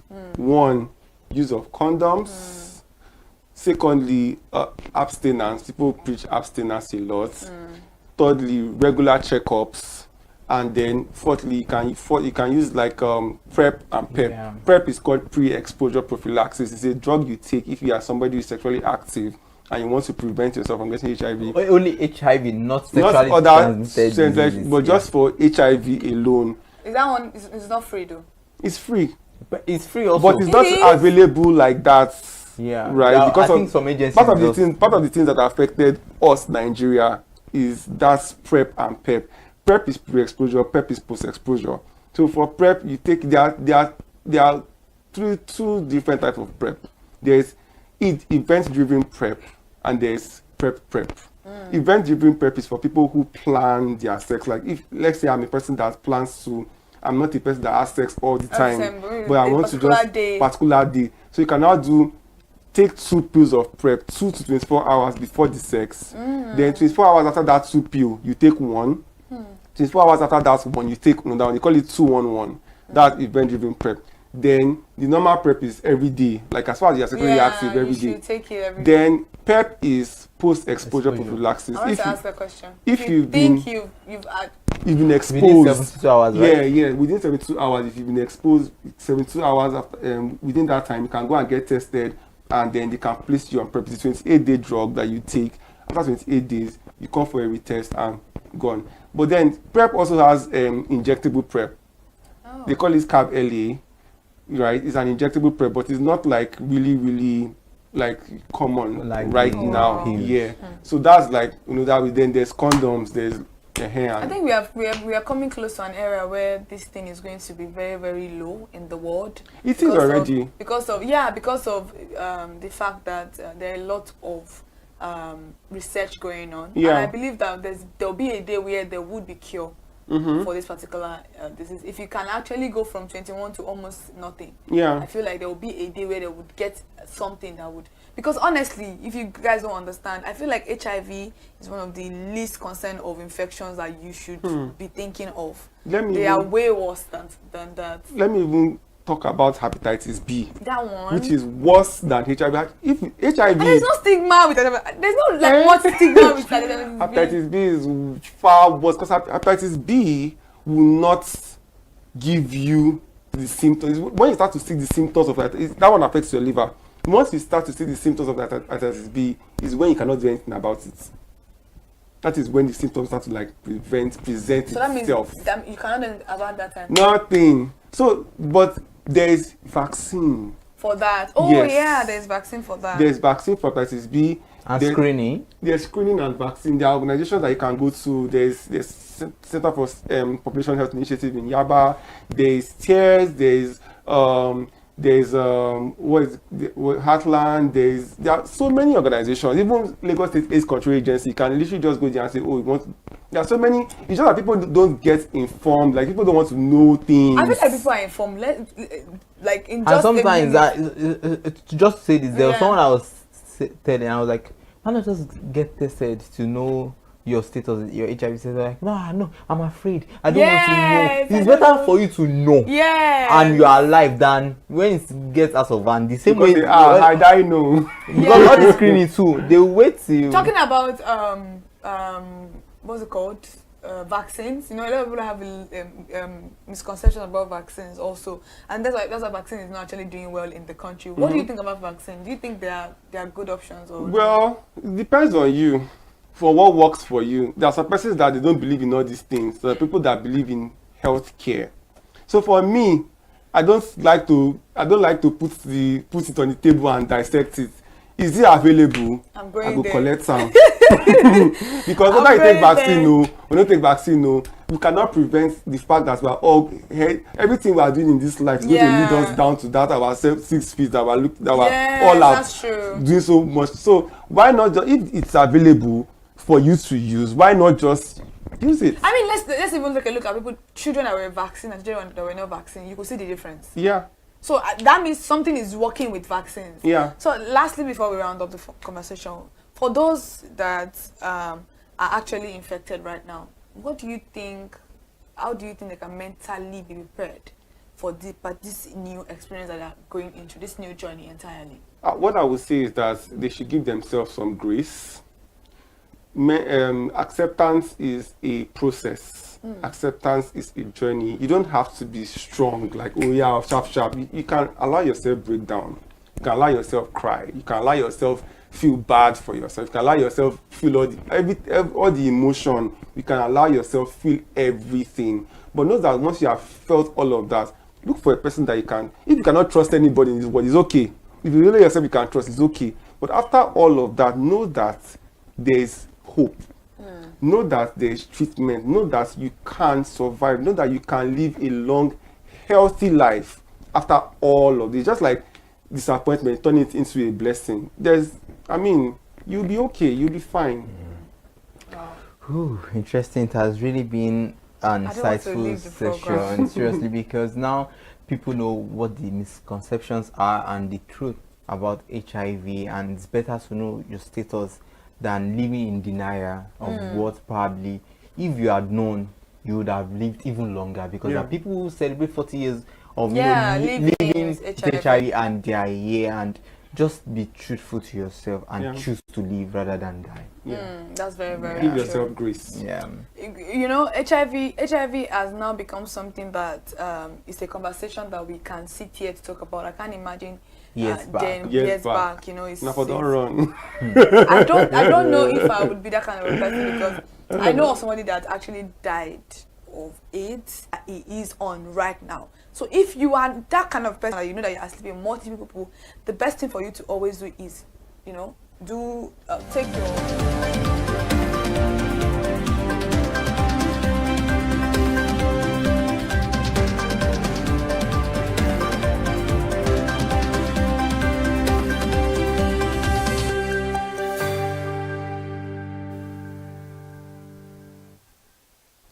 Good evening and welcome to News at 4 on ConsumerHallaTV. I am Kikelomo Ajibola. The federal government has directed all banks and fintech to collect and remit 7.5% value-added tax on certain electronic banking services effective Monday, January 19, 2026, according to an email notice issued by payment platforms. The VAT will apply to electronic banking charges, including mobile money transfers, USSD transaction fees, and card issuance fees. According to an email notice on Wednesday shared with customers by MoneyPoint. For example, if a bank charges 100 naira to make a transfer, the 7.5% VAT will be applied to that service fee. Another one right here, a petroleum and cooking gas filling station located along the Bukuru Expressway in Jos, the Plateau State capital, was engulfed by fire on Thursday morning, triggering panic among residents and motorists. The affected filling station is situated a short distance from the Jos South local government secretariat. Was reportedly ablaze with flames starting around the major underground petroleum discharge tank, raising concerns over the potential scale of damage. Eyewitnesses said there was no firefighters at the scene at the early stage of the incident, as staff of the filling station were seen making frantic efforts to contain the raging flames. Away from that now, no fewer than 5,000 intending Nigerian immigrants to the United States may be delayed following the new visa restrictions imposed on Nigeria and 74 other countries by President Donald Trump on Wednesday. Data from the U.S. Consulate in Lagos shows that 5,626 immigrants visas were issued in 2023, up from 4,219 in 2022, an increase of 1,407 visas within a year. An analysis by Newsman indicates that at least 5,000 immigrant visas granted to Nigerians annually could be affected by the latest measure to restrict the entry of foreigners intending to live in the United States. Additionally, a total of 70,621 Nigerians were issued U.S. immigrant and non-immigrant visas in 2024.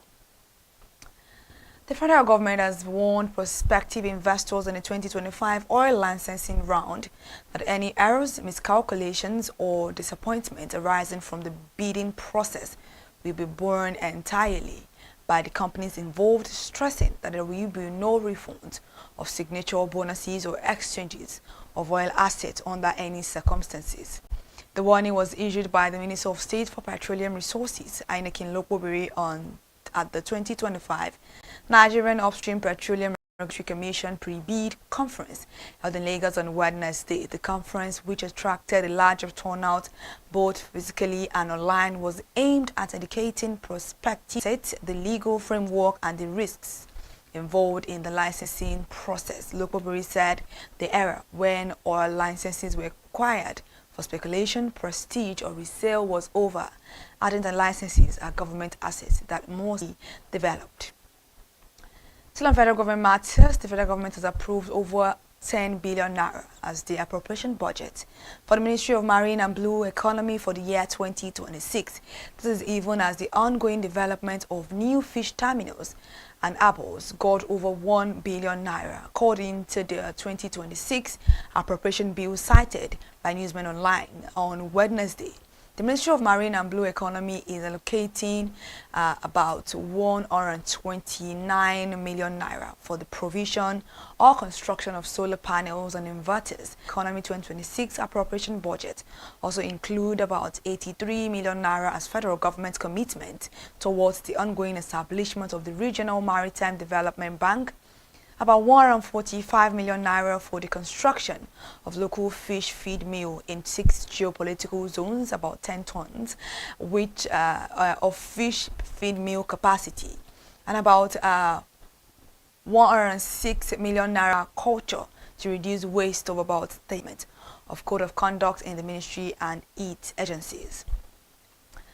So on the federal government matters, they have unveiled a renegotiation agreement with the Academic Staff Union of Universities ASU to improve the quality of Nigeria's public university system. The agreement was presented on Wednesday in Abuja by the Minister of Education, Dr. Tunji Lausa. The development comes after decades of unresolved remuneration disputes, welfare concerns, and growth forecast at 4.4% for 2027. Signaling sustained optimism about the country's medium-term outlook despite lingering structural challenges. The Global Economic Prospects report released in January 2026, which aligns with the projection earlier published in its renewed operation in the sector. The federal government and the academic sector. The federal government and the Academic Staff Union of Universities have unveiled a renegotiation agreement aimed at resolving long-standing disputes in Nigeria's tertiary education sector. The 2025 agreement is the culmination of a renegotiation process that began in 2027 to review the 2009 federal government ASU Pact, which was due for revision in 2012. Several committees set up under past administrations chaired by Wale Babalaki, Munzali, Jibrin and Nimi Briggs failed to deliver a final agreement. The breakthrough came under the current administration, which inaugurated the Yayale Ahmed-led renegotiation committee in October 2024.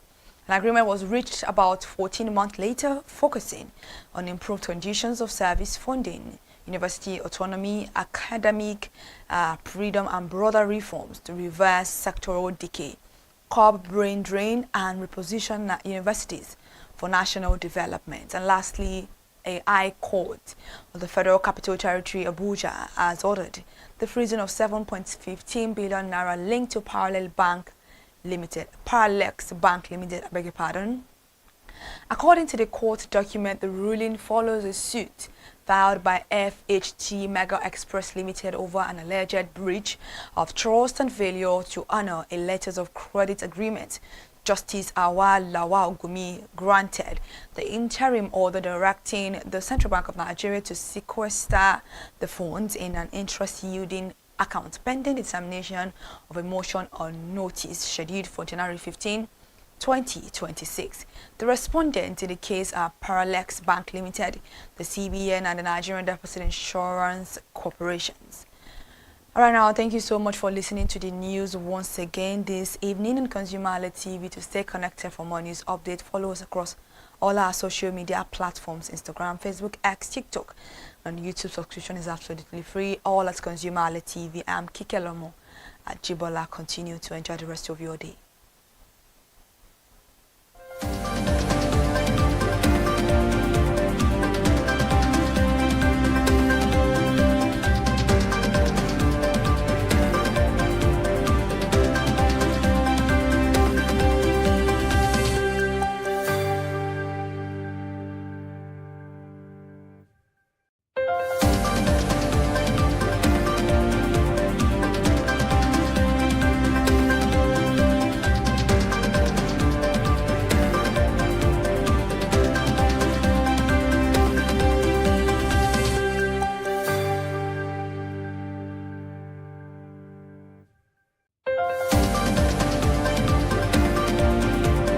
Hi people, my name is Mo Fakorede and I am a filmmaker and a film director, and you're watching ConsumerHalla TV.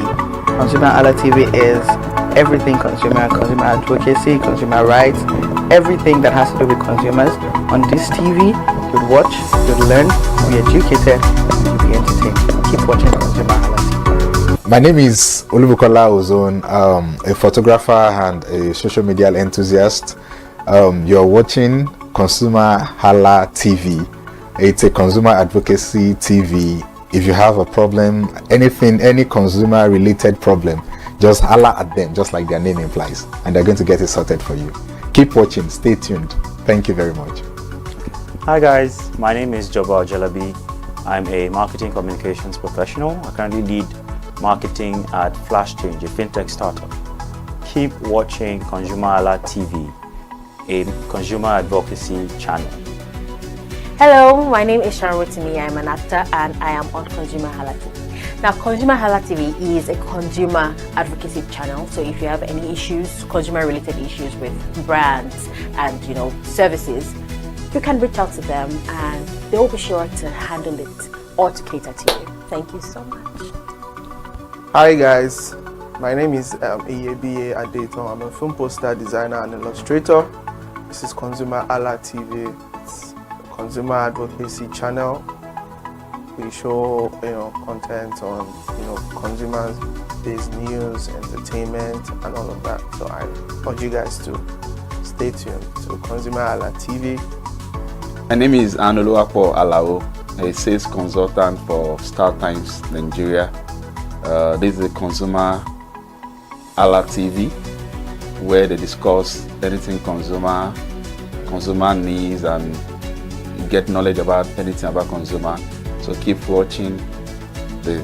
Hi, my name is Adebola Ogushino. I'm a filmmaker and you're watching ConsumerHalla TV.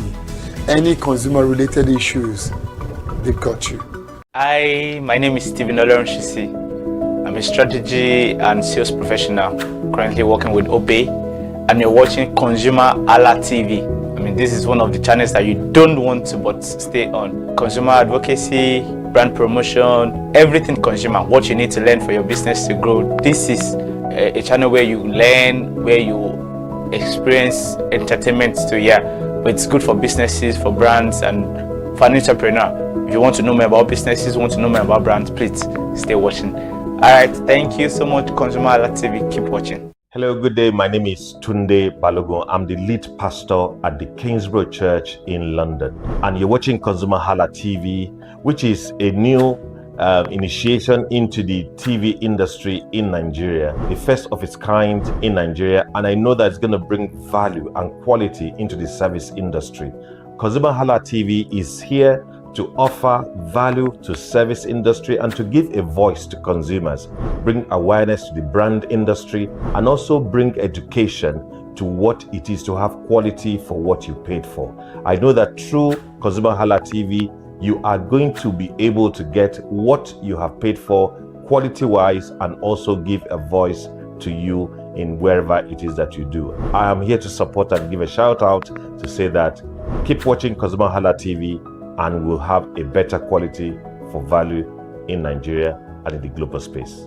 Please continue to watch ConsumerHalla TV because it is here to make things work better for you. It is on this note that I would like to say a big congratulations to the chairman and CEO of ConsumerHalla TV, Pastor Tunde Olufowora, and all the staffs of this great organization. Thank you for what you do. You are making things happen for us, and I pray that God bless you. Thank you. Hello, my name is Toyin Balogun. I'm here to give a shout out to ConsumerHalla TV, #1 platform helping you to shop smart, spend wisely, and live better. Anytime you have any kind of issues with your shopping, or you want to know a very honest review, please contact ConsumerHalla TV, here to help you. And please join the community where we can all make life easy and better for all of us. Hey there, do you know in the world today, everyone is a consumer. And as consumers, we all have the right to be heard. In Nigeria today, As a consumer, you have all right to product information, right to fair pricing, right to return goods, right to product labeling, right to fair dealings, and a lot more. Well then, have you heard about the new with insightful news alongside development within the fast-paced world of consumers through well-researched, specialized, and analytical content. Our vision at ConsumerHalla TV is to create an engaging platform that provides right connections for meaningful brands in Nigeria, thus creating a more caring world for consumers where business thrives. And guess what? Our ConsumerHalla brand is the first consumer complaint resolution portal in Nigeria, powered by a 72-hour feedback mechanism. We offer consumer advocacy, informative talk shows, branding promotions, advertising, and lots more. Connect with us via our YouTube channel at ConsumerHallaTV. Follow us on our Facebook page, ConsumerHallaTV, our Instagram page, ConsumerHallaTV, and do well to subscribe to our YouTube channel. Subscription is free. ConsumerHallaTV. At ConsumerHallaTV, you deserve to be heard. At ConsumerHallaTV, you deserve to be heard.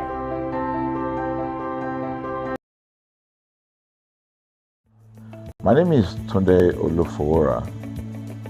I'm the CEO of Brand Eye Communications. We are we call the publisher or the owner of the new initiative called ConsumerHallaTV. ConsumerHallaTV is actually Nigeria's first consumer-centered, or called a consumer-centric television platform that aims to bring voice to the over 220 million Nigerians. It was a vision that came to my heart about 10 years ago. I remember that I was traveling. I traveled out of the country, on airline, and I had this unpleasant experience. It was a trip to an African country from Nigeria, and I actually went with a local flight from Nigeria. I wouldn't want to mention the name of the airline, and then it was to South Africa, and we landed in South Africa, and let me just paraphrase it. When I was coming back, I had some money, some dollars, and that someone had given to me to hand over to another person in Nigeria. So I wanted to help out. I didn't want to carry the cash on myself. So for whatever reason, I opted to. I had a small case, and I felt that it was safer for me to put the money in my luggage. So I put it in a safe place in my luggage, got everything intact, and I checked in my luggage. My arrival in Nigeria, I was standing and was waiting about the carousel just so that I could pick up my luggage, and then I was there for 1 hour and waiting for my luggage. I didn't know that my luggage already arrived, and it was one of the luggage that was moving around on the carousel. So after about 1 hour wait, I looked to my left and my right. Almost everybody had gone. I think there were just about 2 or 3 left. So I beckoned on the woman that was on my side, and I noticed she was really in tears. Madam, what happened? She said, her bag has just been torn and a lot of things stolen. So I said, well, I've also been waiting for my own. She said, you better go and check those luggages there. Maybe yours is one of them. And lo and behold, I went around there. Mine was one of them. By the time I got it, everything inside my luggage was gone. All the valuable things there were gone. To cut the long story short, we felt there was need for us to report the case, at least to the airline.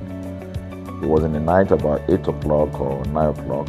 We went in to go and see the officer that was in charge As soon as we got in there, the officer said, "Oh, so sorry, but you will have to go to our head office in somewhere in Victoria Island, you know, to lodge a complaint."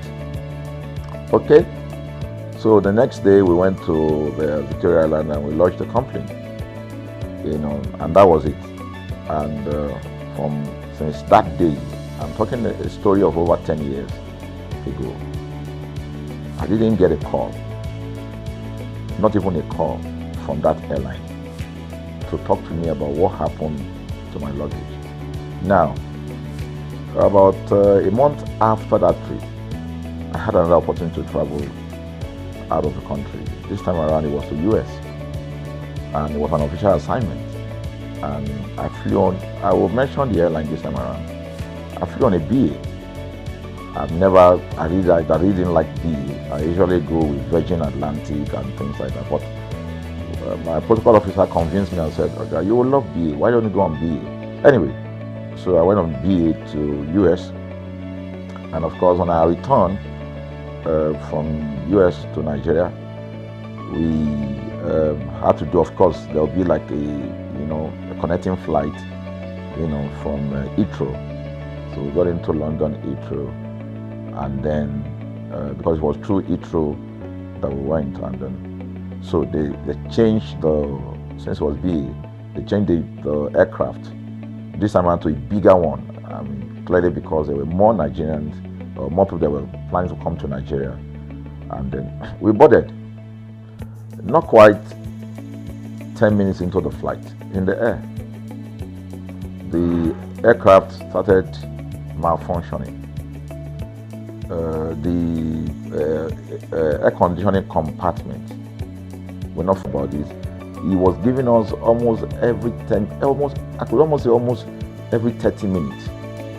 There's always a kind of update. So sorry, this is what we're doing now, this is what we're doing. While we were on that journey, I also remember an incident. So they came, the crew apparently couldn't resolve it. They couldn't manage the crisis or what was going on about it. They couldn't fix it. So they come up and said, we're so sorry, but for all the inconvenience, we're declaring, free lunch, free whatever it is you want, you can get. So trust Nigerians, you need to hear how everybody was jubilating, But something struck me. The experience I had just about a month before, and this experience, somehow I started comparing them. I was trying to see how this matter will be managed. Again, to cut the story short, we landed in Nigeria on BA. Before we landed, the pilot announced and said that for the inconvenience, they will be giving a voucher of £50 to everyone that flew on that aircraft. I thought it was a joke.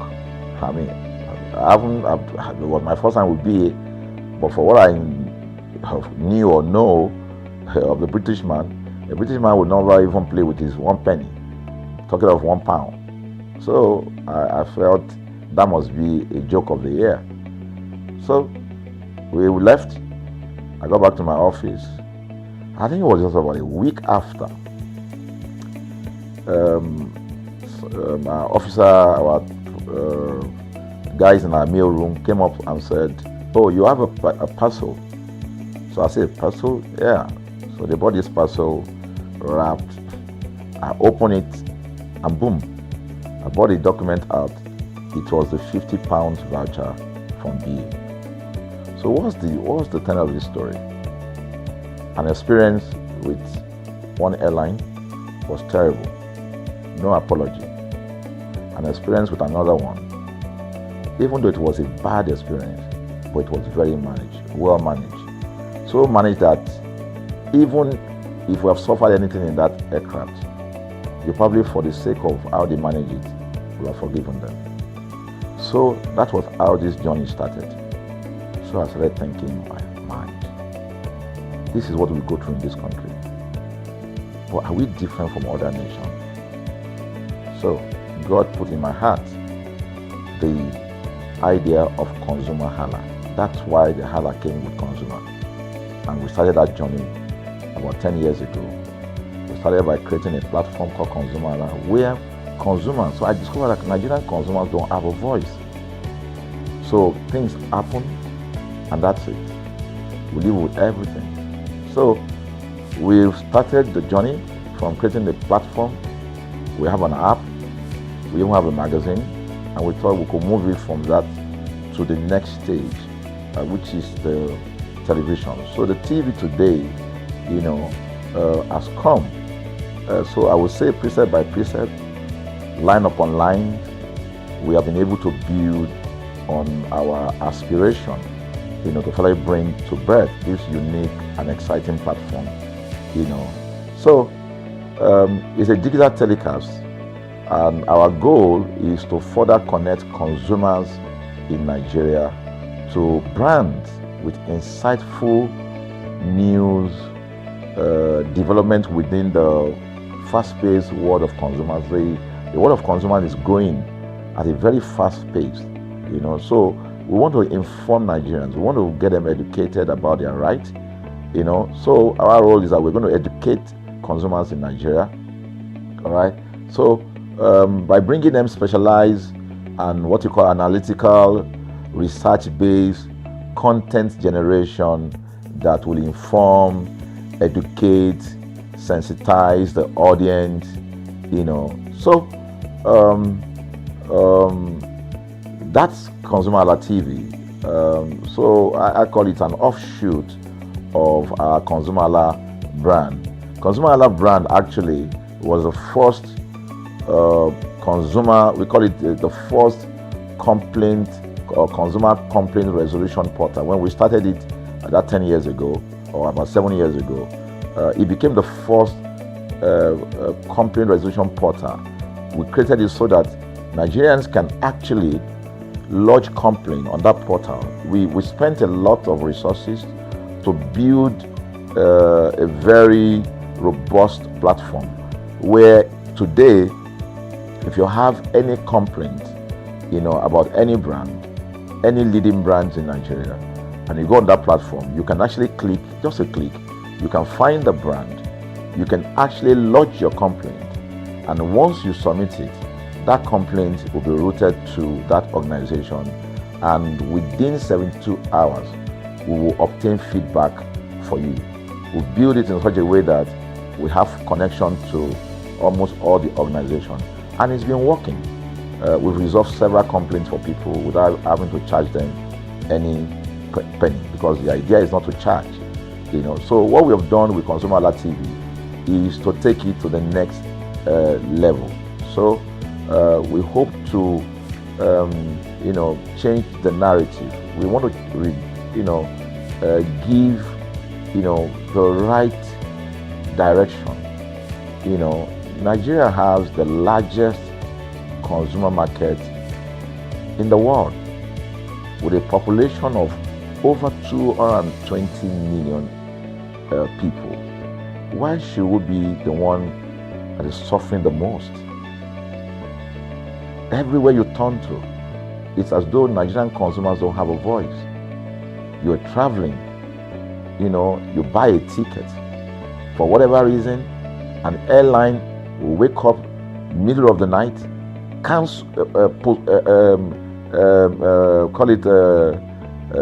delay the flight for whatever reason, and then you'll be waiting at the airport for hours. You'll be there for 2 hours, 3 hours, no any explanation.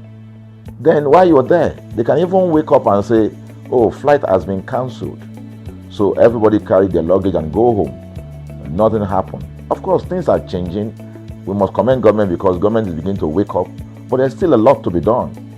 And we believe that we can help to make, bring about those right changes. So we offer deliberately, part of what we do is that we also offer advocacy, all right? We're not just an advocacy organization, but we offer advocacy. We have a legal team, we have lawyers that are registered on our platform, all right, that can also take up cases, okay? So, and we've taken up many cases like that.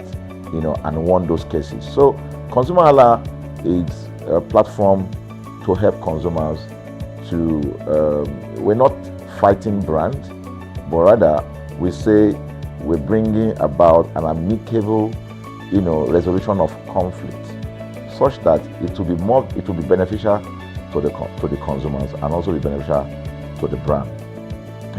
I remember the word of Jeff Bezos. Bezos is the founder of Amazon. He said that the most important single thing, all right, for an organization is to focus obsessively, use the word obsessively, on the customer. We often say that customers is a king. They should sit at the top of the ladder. In our environment, customers are the ladder. A brand wakes up today, decide what product to produce. They wake up today, decide how much the consumer should pay. They wake up to decide everything for consumers. So consumers are just at the receiving end, and yet they are milking the consumers. There's no price regulation in this country, none. People just wake up and fix prices. Look at the power. Government wakes up, we change policy, we wake up and we get people to pay more. We think it's time for consumers to begin to speak out. In speaking out, in engaging, we can get the brand to begin to do what is right. And of course, I know that the consumers themselves need to be educated. So our role, our vision also is to ensure that we educate consumers, we bring awareness. A lot of Nigerian consumers don't even know about their rights. You buy a product from a supermarket. I've had this experience. You buy a product from a supermarket, all right? For whatever reason, you take that product back to your house, and maybe something went wrong somewhere.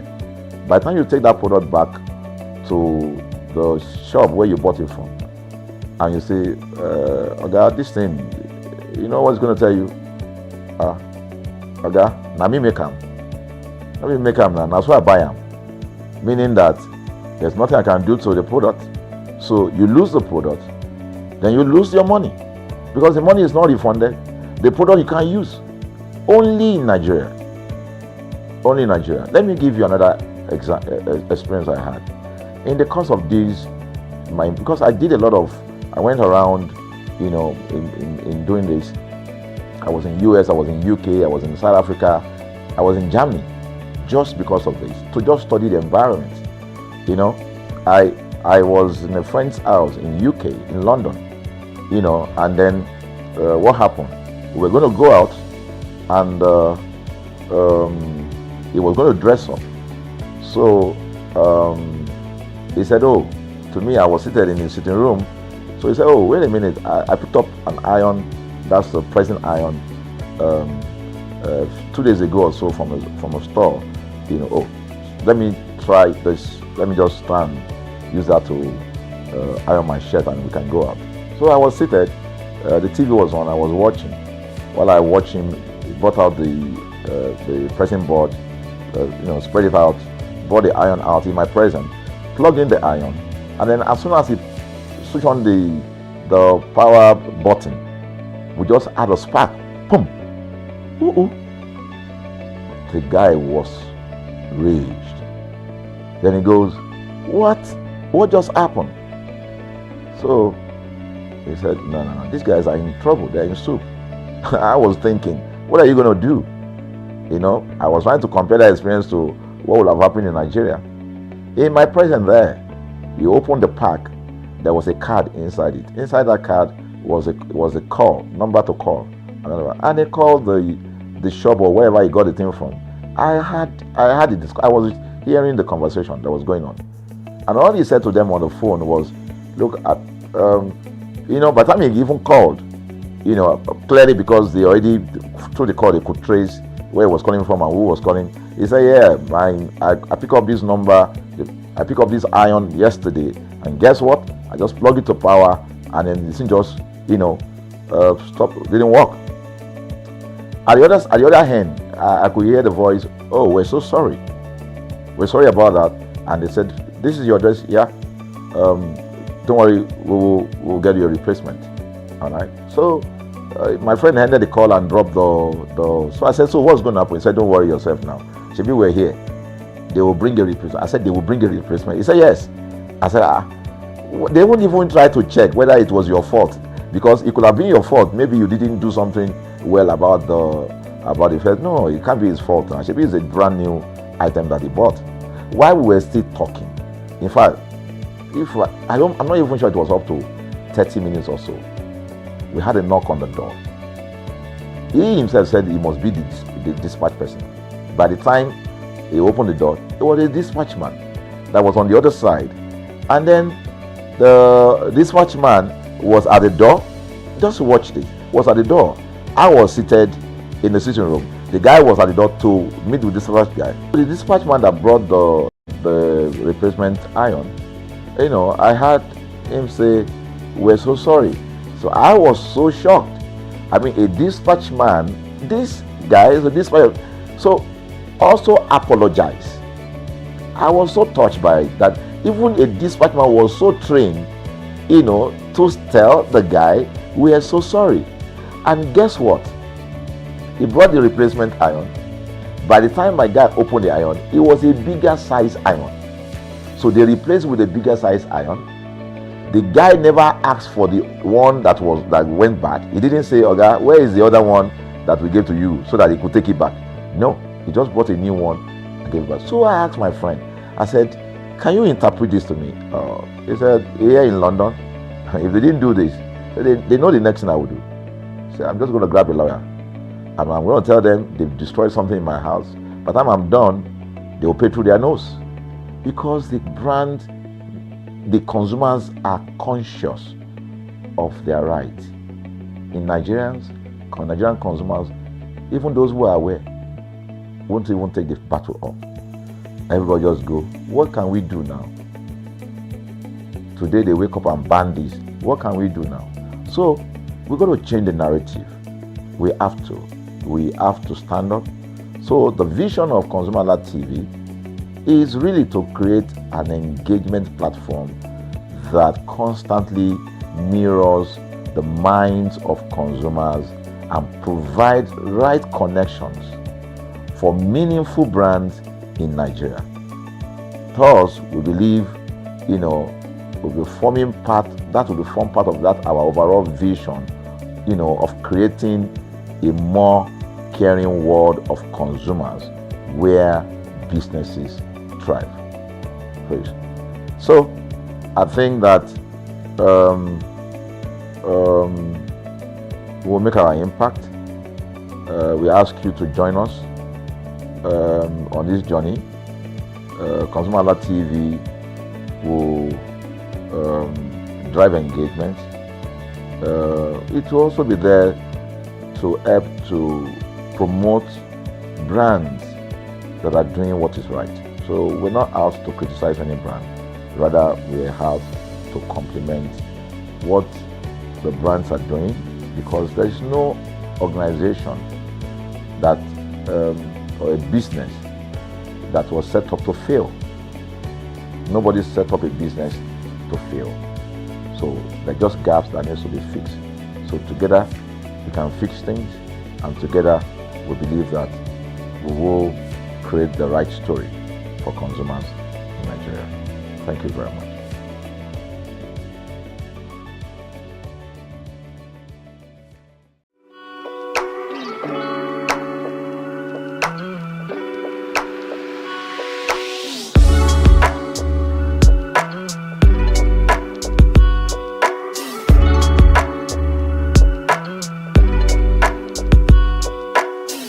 Hello and welcome to another edition of Mind the Gap. This is a weekly broadcast program on ConsumerHalla TV that helps draw attention to everyday avoidable gaps in customer service delivery, with the overall aim of strengthening existing relationships between brands and their consumers. I am Iremofe Koforola and I am your bankable host. As brands, what actionable tips are you taking to bridge the gap between you and your customers this year? One gap that exists between brands and their consumers is relatability of your stories.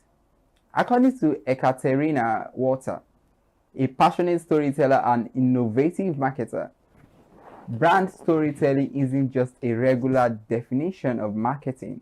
It is how we take every opportunity to marketing in the right way, to the right audience, and with the heart, not with the head. Brand storytelling isn't just a marketing strategy. It is a strategy. It is a strategic narrative to create emotion and communicate values through authentic and compelling human stories. We shall be exploring the world of brand storytelling today. And today we have a seasoned marketing and certified brand strategist with over a decade of expertise across health, telecommunication, and media. Adedotun Ajibade is the media and insights manager at Right Foods Limited, where he oversees strategic marketing efforts across diverse brand portfolio.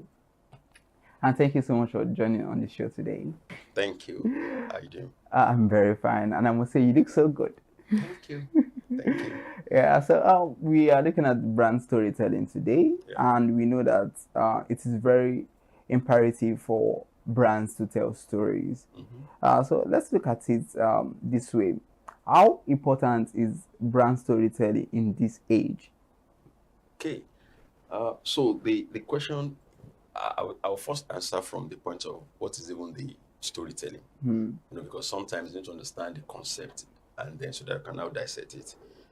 So storytelling, I will speak from 4 angles, and I will say the first thing is that there's a subject matter, and there's a conflict, and there's let's say how or justifications and the results. So in this age that we are, storytelling is actually important, and the reason being that for a brand to really understand or to win the heart of the consumer, you must be able to tell a story. And the story comes from the number one thing. The brand is not the subject matter. It is the consumer that is the subject matter. So they are the hero. And your hero must be projected in everything you do. Now, how will you tell a good story if there is nothing to solve? There must be a problem. That's why I said there's a conflict. And that's the point whereby there is a problem that you want to solve. And that's why I always ask these people that if you have a product, there must be a problem that the product is trying to solve. Exactly. And there must be someone that the product wants to make to become hero. And it is not you, the owner of the brand or the brand. It is the consumer of the brand. There's a brand I will not mention the name, but I'm sure that during the course of the show, you understand the brand. They always see their users as the winner. So they see them as resilient. They see them as the someone that have fear, that have troubles, but using that product as in take away the fear and make you a winner. And they talk about just do it. Just do it. So just do it doesn't sell the product, but they sell assurance. So when you put on the product, there's something at the back of your mind that with this product, I'm going to win. And that is what storytelling is all about. So storytelling is just that thing of making the consumer the hero, solving their problem, and at the end of the day, making their fear to become at least solved. So that is, and that's why you see that in this age that we are, storytelling is something that is required. Interesting. I love the analogy you gave. And first, it is to say that the consumers are at the center of it. Exactly. Because that means storytelling, brand storytelling is consumer-centric. It focuses on consumers. And at the end of the day, they become the heroes, not even the brand. Exactly. And it's also recognizing the struggles, the challenges of the consumers. Exactly. And that is why the product is there to serve a purpose. Exactly. Because sometimes brands always think it's all about their product first. No. They put the why first before trying to, tell the story to the brand and all. So thank you very much for that. So let's look at this way. You've laid emphasis on, you've built something very tangible around what brand storytelling is all about. Now let's look at the fact that there are a lot of storytellers and many brands out there. So what makes a brand story memorable and convincingly relatable? Because we've seen a lot of stories out there, but what is that thing that makes this brand story very memorable that I would always remember, and it's so much in a way convinces me and so relatable? Okay, so I always like to give examples so that at least to make it relatable. And there's a particular bank in this country that talks about, I always say, one customer bank. Now, every campaign that you want to do or every story, there must be one consumer at in your mind. So which means that when I speak to general masses, everyone that falls into that category should see themselves in the story. And that's why it becomes relatable. That's why it becomes something that I will not forget.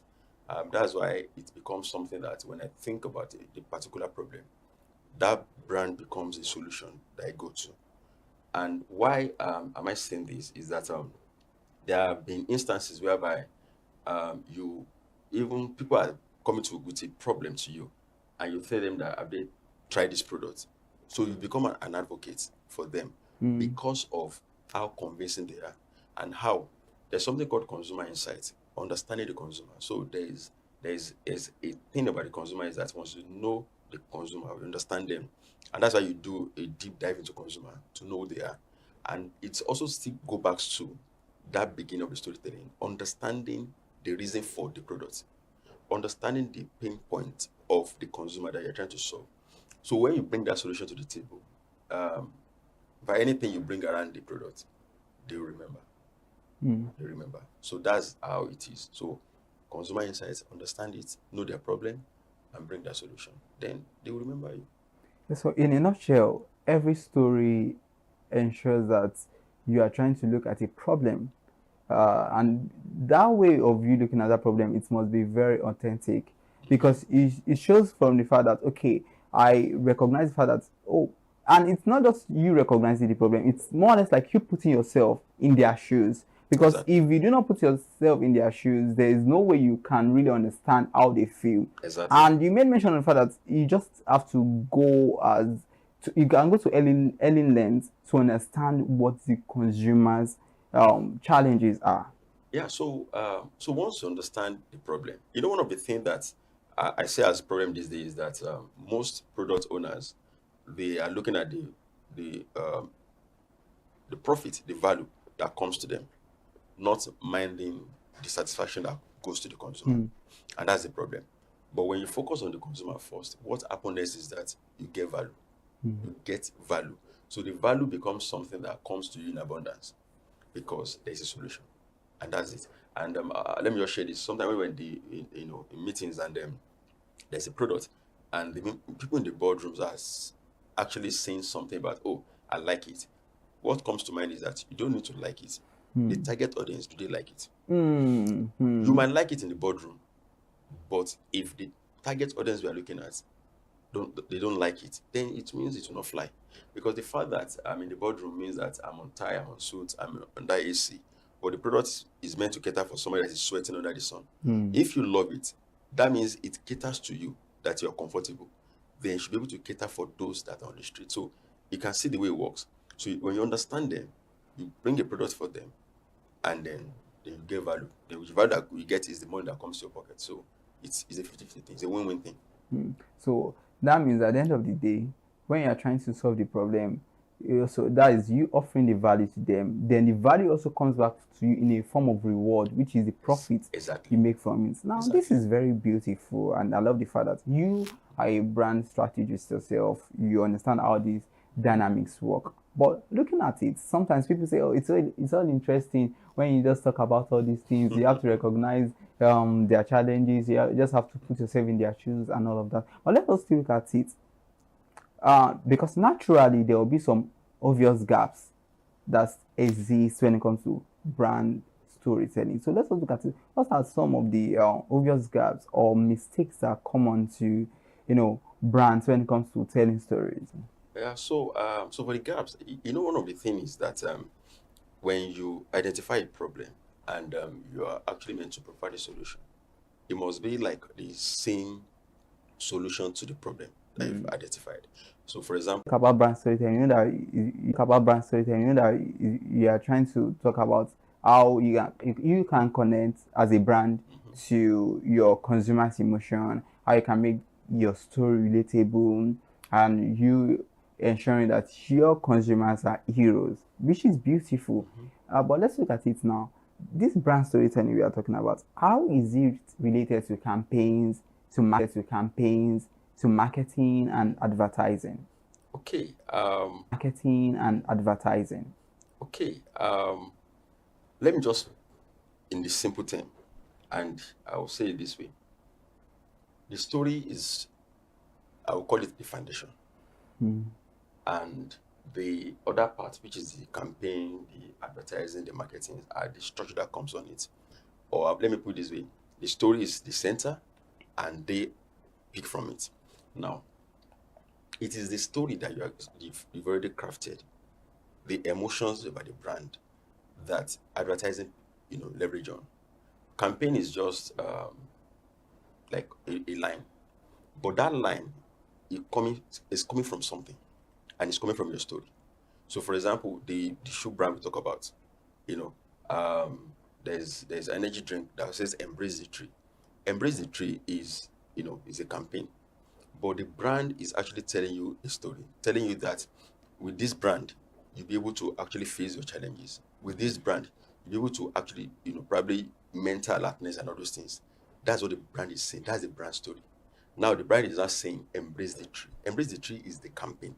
So you can see that the campaign is coming from the story. So for every campaign you see out there, they are actually meant to come from the story. And now, if the story is not now addressing the problem of the consumer, that means your campaign will be failed. That's in fact dead on arrival. So your advertisements now is not in the form of probably your out of home, your billboard, your digital, your below the line and all those things. They are also coming from your story. They are also coming from the brand essence. They're also coming from the brand offer and the unique selling point and all those things that we can talk about brand. So you can see that all these things are centered around the story. And that is why it's important to actually tell the right story. Because if your story is wrong, then all the other three things are going to be wrong. If your story is wrong, every other thing will be wrong. If you have not picked anything from what we have said so far, this is very deep. So that means no matter the marketing strategies, no matter the advertisements, no matter every other thing you're trying to look at, campaigns, even workshops you are trying to do, at the end of the day, if the storytelling is wrong, you cannot achieve every other thing. Exactly. Now, I want to come a bit personal, and because you are a brand strategist and all that. So we've talked about the fact that, okay, the brands or the products are just a means of a guide. That means they just guide people and the consumers are heroes and all that. Let us look at it in the practical sense of it now. How do we then say truly, when it comes to brand storytelling, how do you position your brand as a guide and the consumers as hero? Because you've talked about that you have to identify, what their challenges are. For instance, this is a mug. Somebody needs to take coffee or tea. So all you are offering with such consumer is this. But at the end of the day, you've recognized, well, what if the mug itself, it's not beautiful, it's not appealing, and it's even meant to serve that purpose? But do we just, okay, we have the product, but what other needed elements do we need to add to whatever story we are telling to ensure that, okay, the consumers at the end of the day become the heroes? Okay, so let's speak from this point of view. I always like to use story to at least make things interesting. We all want to go to, let's say, Abuja, for example, from Lagos. We can either use go by road or go by air. You can fly. Now, there are two brands. A transport company will say, okay, I'll give you a car. And I will say, I will take you by air, so fly. We are all going to the same place. Yes, but we are getting there at different time. and different comforts, and safety also different. Yeah. Now, one might spend 12 hours on the road.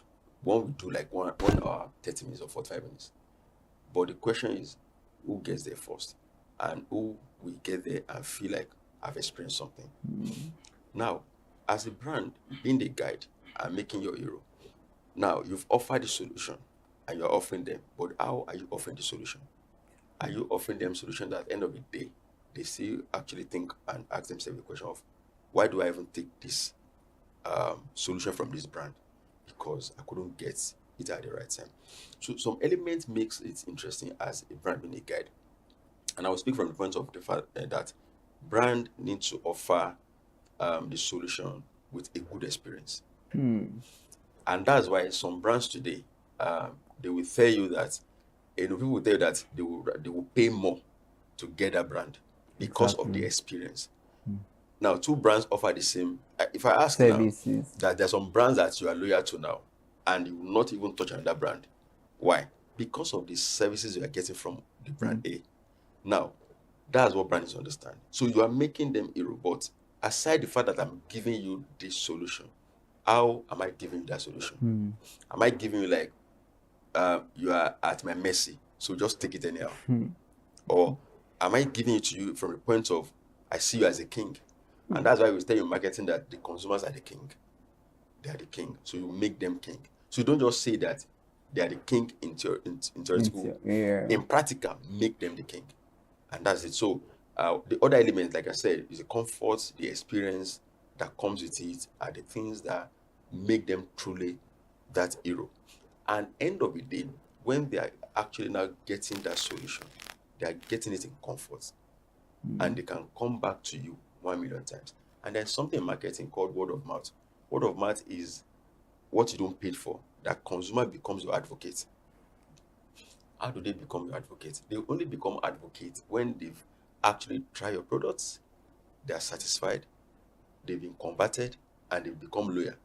And once they're loyal, they go out there and spread the gospel about your product. So it comes from them being the actual hero. Wow, this is a master class, honestly speaking. I mean, I've just been, listening, internalizing everything you have been saying. And at the end of the day, we all pay for the experience. And if the experience makes us feel like kings, definitely become loyal to that brand. 100%. But if reverse is the case, we look elsewhere. The other brands, it's not a monopolistic brand. I will say, oh, if I don't get it, I can't get it anywhere. You move to the next place. Wow. This is getting more interesting, but one thing, it's very important that we go on a quick break. Don't go anywhere, we will be right.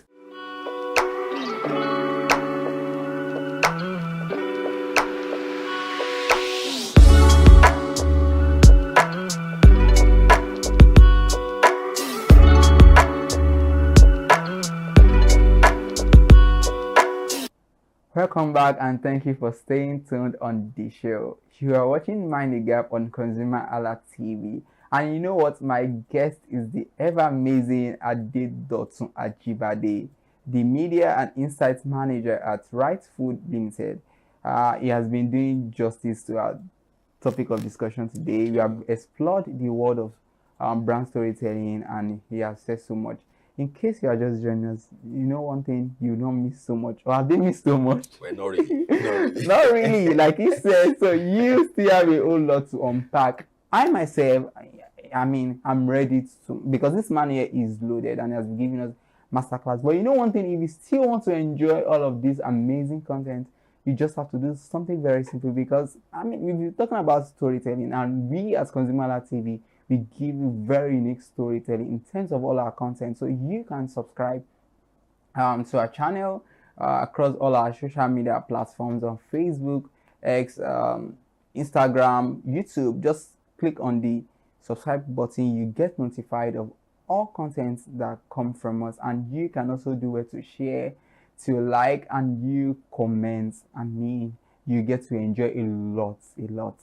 So still talking about brand storytelling, let us look at this way. We've come to an age whereby technology has really, with the advent of technology, a lot of things happened, and now we live in a world where artificial intelligence, Yeah. I mean, it's making so many people scared, and people are like, even looking at storytelling, some people or some brands actually utilize AI to tell their stories. And at what point do we then say, okay, let us use AI? But does AI even have human empathy? Does AI understand what it means to be human? So looking at that, so the question is not just only centered around AI. Let's also look at how we can use technologies to advance brand storytelling. Yeah. So I think we'll just use probably one stone to kill like several birds now, and about AI, because one of the things is people already assume that AI has come to take people's job. Exactly. People are scared. People are scared, but they should not be. Yes. Because the fact remains that AI has come to make our job probably easier. Easier. And that's one of the things that people don't understand the tools. Once somebody said that I believe in is that AI has not come to take your job, but AI has come to make you better. It's only those that don't understand how to use it. It amplifies your job. Exactly. So if you don't know how to use it, then that's when you can be scared, because someone that knows how to use it will take your job. Now, what it does is that, and I think why, based on that question on how it's going to enhance even technologies Now, generally. for me, there are different versions of the AI. We have the augmented reality, we have the virtual reality, we have even the ChatGPT and all the likes. We have even the social media and every other thing. So, what it has done is that it has made your ideas to become more solidified. It has make you to be able to get data even when if it's needed, probably as quick as possible.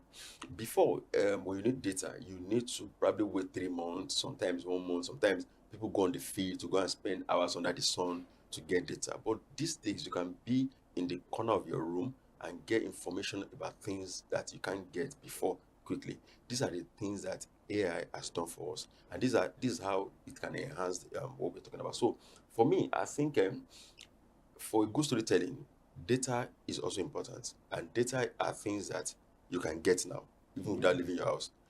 For example, now, if I'm in the house now, I can just ask questions about probably some campaigns that have happened in the past on this particular topic, and AI will give me some of those campaigns. I can ask which brand have done something similar to this. Oh, in Africa, in the past 5 years, which brand have done something that have tied CSR, probably plus empathy and then some other things, and it will give you what you're looking for. So that can help you to also make your own idea more robust. Sometimes you can drop your idea for AI to say, oh, this is my idea, and it's tailored towards this set of people. Oh, how can you help me narrow it down to this particular niche? And AI will do it for you. So you can see now that it's only people that probably are lazy or people that are not that laid back that we actually have problem with AI. But if you are not, in fact, AI will make you to become a champion, and that's it. Interesting. AI is going to make you become the champion as long as you know how well to utilize it, and it enhances and amplifies your storytelling, because you are also doing the job. It's not as if everything is dependent on AI. But it's your prompt that AI is working with. So that means how good your prompt is determines what you get from AI. So even if you put the prompt that doesn't really cut it, you also get the same thing. And I love the fact that you mentioned data, because we live in a world whereby data is very important. And with technology, you can get accurate data, you can get facts. And these are things that technology has really helped to simplify. Exactly, and also quick. Yes, it's quick, quicker than it used to be. Exactly. Let's look at another thing about brand storytelling. What social impact does it have on consumers? Okay, so in fact, there's one of our brands that I remember that's won an award, a global award for one of the campaign on something in the city of Port Harcourt. They call it suiting, or this black thing that comes from, and it's about social impact. When you talk about social impact, there's something about women empowerment, there's CSR, there's something about a lot of things that have to do with the consumer. not about the products they're taking now, but about the environment. And these are the things that happens when we talk about storytelling. You know, how it impacts on the social of the consumer. You talk about the recyclables, the environment, and all those things.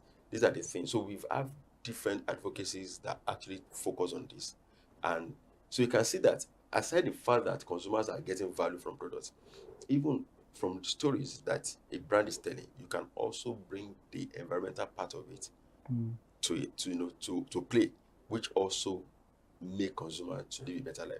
So end of the day, I think it's a win-win thing for consumer, because brands have done a lot when it comes to this. Interesting. And it's very interesting to know that brand storytelling has a lot of social impact on people, and through that way there could be a lot of advocacies. And at the end of the day, it's all about our environment, how safe it becomes, because these stories, they go a long way and they can become memorable. So I'm looking at it now. I want to link this to the next question I want to ask now. We've talked about the social impacts and how, for long, as you mentioned some of these campaigns, I could remember some that just flashed back through my mind. It's campaigns I've seen years back. Now, we know there are many brands and it's a crowded market. So at the end of the day, each brand wants to be distinct. Each brand wants to become memorable. So how can brands ensure that through their storytelling, out of a crowded market, they become distinct and memorable? Okay, there's something they call blue ocean strategy, and one of the things that makes you stand out as a brand, which I think some brands have done, and I will mention a brand that I worked on, and not because I work on the brand, it's because of things they've done. There is, for example, let me use Biggie brand, 13 flavors, and they are distinct flavors. And now others are also copying that. And why do you think others are doing that? Because you realize that consumers are also, our taste bud is different, and consumer is yearning for more things. And when consumers see options, they're happy because, I'm used to this. One of the things about consumer is that we get tired easily because I've been seeing this for a while. So we want to check other things. And when a brand understands that, let me play this, and you see what happens, the brand becomes memorable.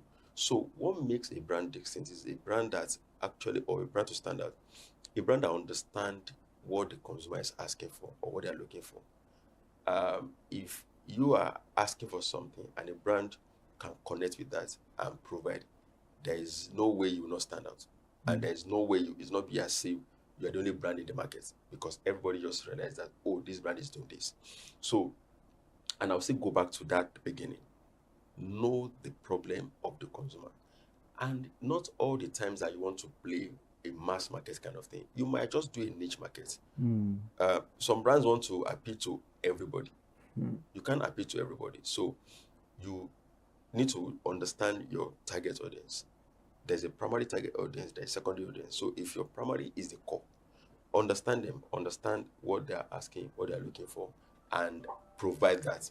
And you see that's how you can stand out. And that's it. So your consumer makes you stand out. How? By doing what they are actually yearning for. By doing what your consumers are yearning for. At the end of the day, you can't stand out, you become distinct, and they remember you, because at the end of the day, it shows to them that you are not just selling.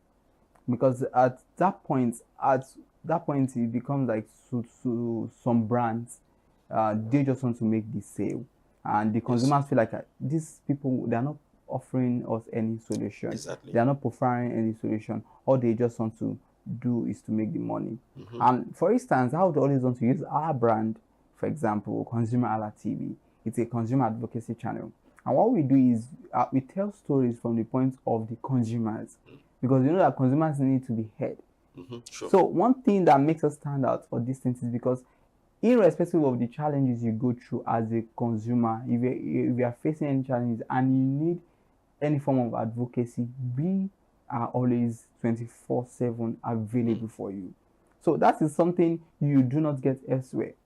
So you also mentioned, I'm just trying to link it up together, that as brands, you just have to recognize that it's more or less like your unique selling points at the end of the day. Because you mentioned Biggie, and you could say I smiled when you mentioned it, because I understand that, yes, I'm not an ambassador, but but I take it, and sometimes I don't want to mention my favorites Biggie products. You will tell me after the show. So I just well, maybe I tell you, I'll get a lot of facts. You see, so you have to tell me. Yes, and right, for instance, because yes, on one of our programs we were talking about all of these snacks, and we mentioned right. I remember, and I think I mentioned on that Biggie rights, spicy. Yes, and I mentioned that I like rights. I mentioned categorically, and that was on Restoration Box. We were talking about Restoration Box. We were talking about this. Then I mentioned that I liked rights. One thing that made me remember again was because of the fact that I paid for the experience, and that brand in particular has done something different to me. And the same way I would take a Biggie product and it has done something different. So all I'm just trying to say that one way or the other, it begins from the stories, and the brand recognizes the fact that we are trying to make our brand different and can be trusted. Exactly. So I'm just trying to lay more bricks on what you have said, and then I'll say this for me, we also need to understand that once the consumer becomes loyal, and we should not stop. There's something that we are doing well, and we shouldn't stop. I'll still come to that. You just that out of my mind. Okay, let me wait for. No, you can go ahead. Okay, Yes. so because one of the things is that I've noticed about brands is that they might come with that, they come with that. So much enthusiasm. Exactly. So much. That, they have so much to give. Yes. And people already give their heart and their everything, and at the point they just shattered it. And it's just the same way with a lady and a guy too, that you've promised heaven and earth, and then she has given you all her life, and then end of the day you just woke one day and say no. The same way, so some brands are like that. You would have trusted them, and just like what you mentioned about the big product you've been taking, or the right spicy, and the experience you paid for, and you're still consuming it, shows that as in time over time, the same experience have been what you've been getting. And that is one thing about what also makes brand to stand out. Because if I tell you that, oh, go and try this brand, and after trying it, you say, oh, that brand you said I should try doesn't even make sense, then that means my trust have been damaged, and I won't go back there. So also, brands should understand that you should continue. You should continue with as in what you're preaching and what you. So as you say it, also make sure that they will get it like that. The good work you have begun, just ensure that yes, you keep on doing it. Yeah, he has preached. So you just have to do that. So let's look at it, because when we talk about storytelling, it has different channels through which you can disseminate these stories. So let's also look at the content formats that work best for brands when it comes to dissemination of all these stories.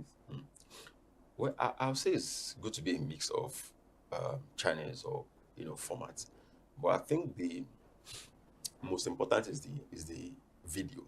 That's anything visual, and the reason being that there's a you can see, you can hear, and then you see all the emotion. So video content actually makes sense. So when I say video content, that means the likes of the TV, the likes of your digital, that means your TikTok, your Reels, and all those things, but the video format. Definitely we have the likes of the post, the radio, the billboard, and all The those traditional things. media. The traditional media. So all of these things also come into play. But what I would say is that I see it as if you understand your consumer touch points, you also understand what you need to put there at that particular time. And that's why if you look at the media consumption, they see it from the point of when you wake up in the morning, what do you first do? Some might take their phone, so you might want to do programmatic, for example. After that, what do you do? Some might say they enter the public transport, then on the radio, put something there. Some might say, oh, when they come down from the public transport, there's a billboard, they see that one. When they get to their office, you can see the journey. In fact, let me share one example. One of my friends was telling me one time that during afternoon lunch, I just So like, okay, let me just check his Instagram or something, and then some one ad pops, and it was ad for from one eatery, and it was lunchtime, and there was hunger. So the guy it was like at the right time. So as the ad pops, he just ordered the food, and he said it was so like on time and on point. So everything happens so fast. So you can see touch points, right timing.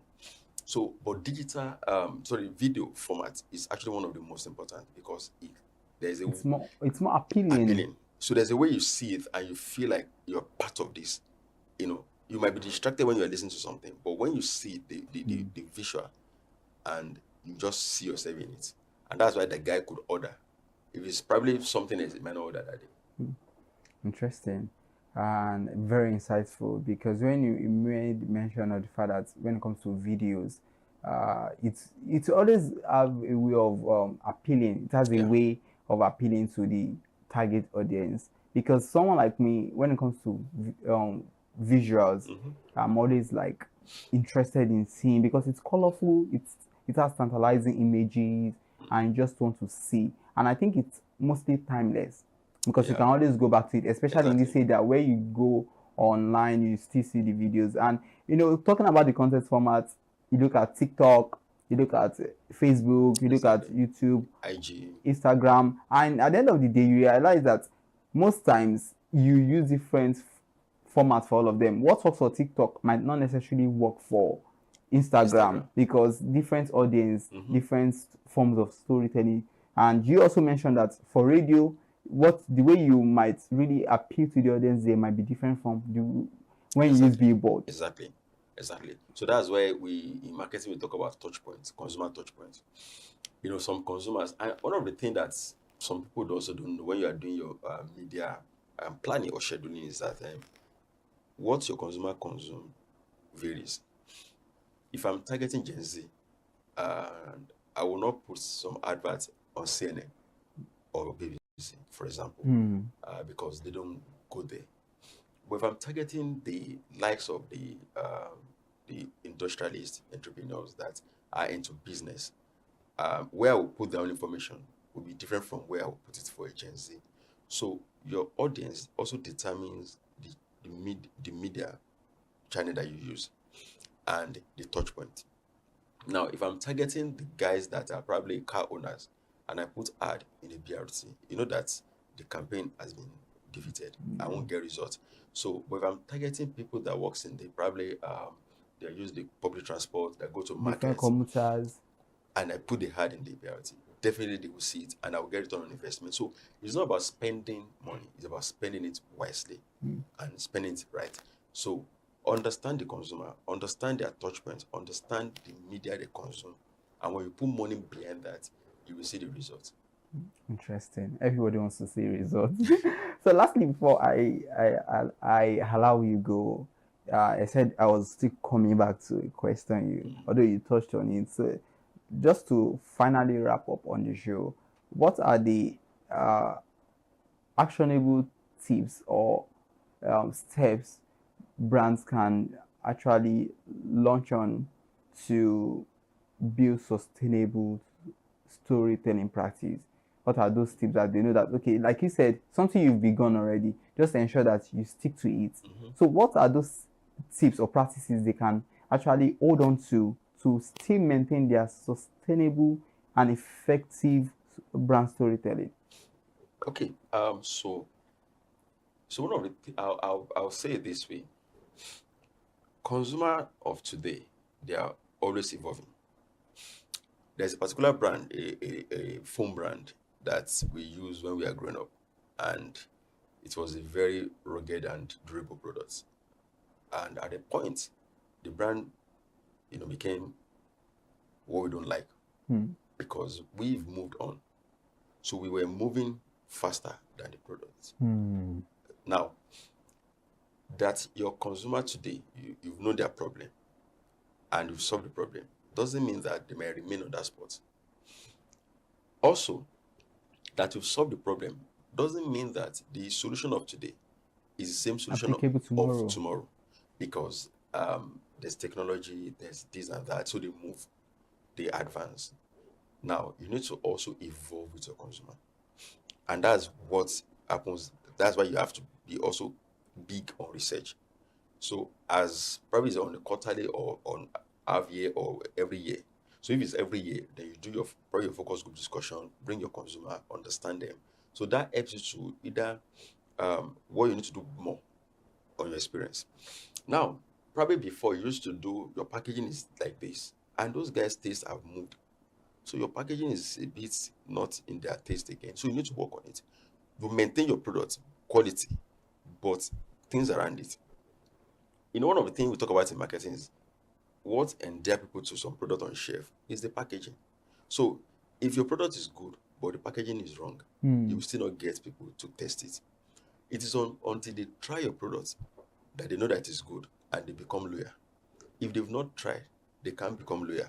So how would they try what they don't love? So that's why your packaging will also need to be enticing to appeal to those guys. So you can see that this thing is a function of part-time. You can't rest. You can't rest on the sources of yesterday as a product owner or brand owner.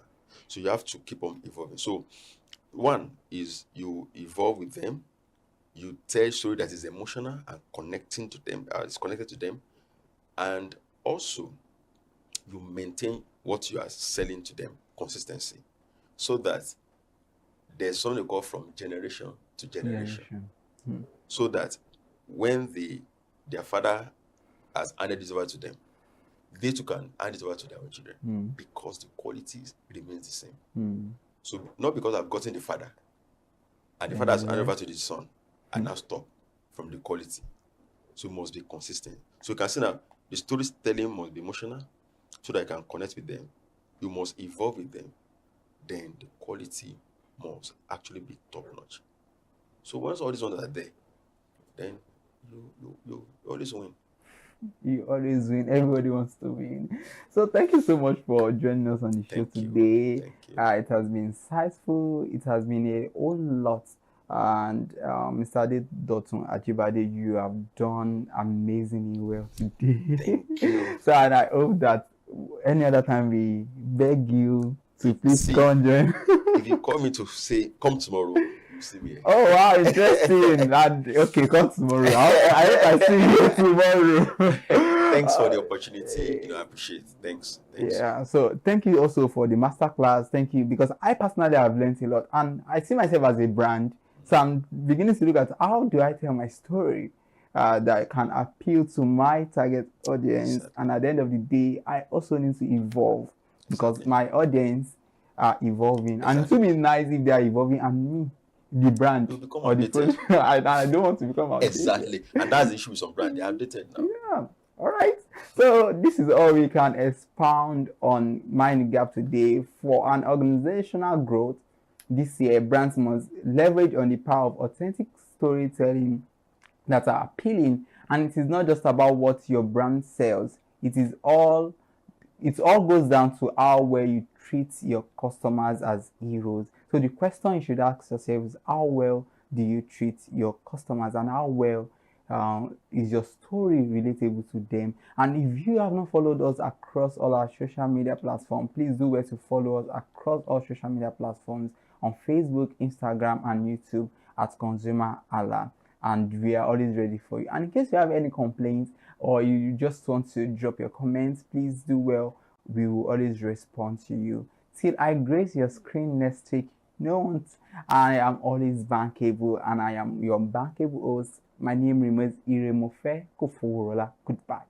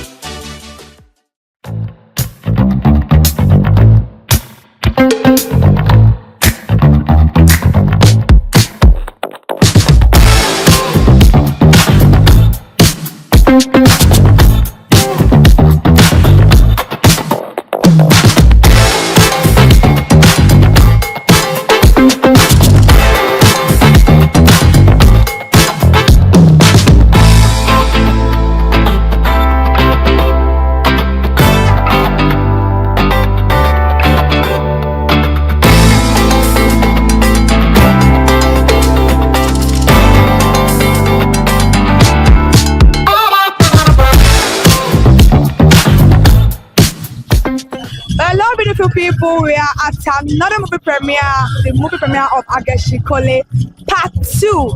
If you haven't seen the Part 1, I don't know what you're doing right now because the Part 1 is hot. And I'm very, very sure the Part 2 is going to be hotter. This movie premiere is packed with a lot of celebrities. You know, Sikira Sindodo, Jaye Kuti, Akiki is here also.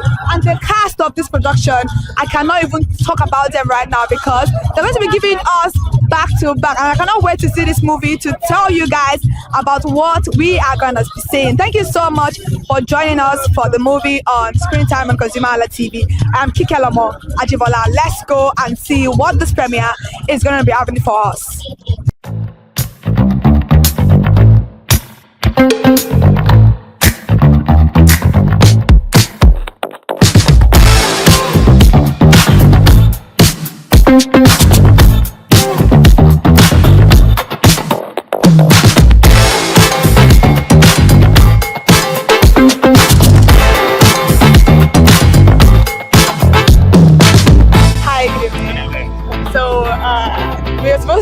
We have the 80s cultural today. So what inspires this outfit tonight? If I must confess, I'm actually coming from a movie set. Yeah, so I knew that I had to be here, regardless of what I'll be putting on. Yeah. So I decided, even if I'm not going with the 80s, at least let me just come with something.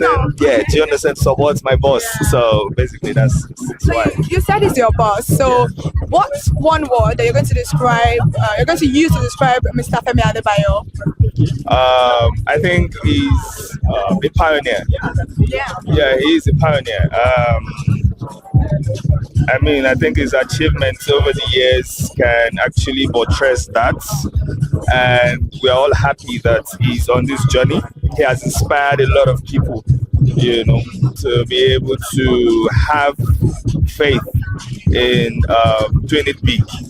You understand? Because I think the fear before now has always been the return from your investments, especially when it comes to Yoruba movie, doing it big. Yeah. And he took the risk. He took it upon himself to grow big, and he was able to inspire a lot of people to venture into this lane. And I think that's applaudable, you know. And I give it to him. He has inspired even we that are not on this stage yet, who haven't started producing big jobs like this. He's an inspiration to some of us, and it's good to be here again to, you know, support what he has done again. You understand me? And I think the sky is just the starting point for him. He's been doing it big and big, and I think there is a new innovation in this as well. This will be the first time, if I must confess, in a long time that I'll be having a big movie going into community cinemas. Yeah. So when I say he's a pioneer, you can see it again, and I'm very sure that with time, some other people would also like to toe this line. You understand? So basically, he's just doing it big, and he's inspiring a lot of people. All right, thank you very much. You've seen Ageshikole Part 1? Yes, of course. So what is your take on that? Amazing, beautiful.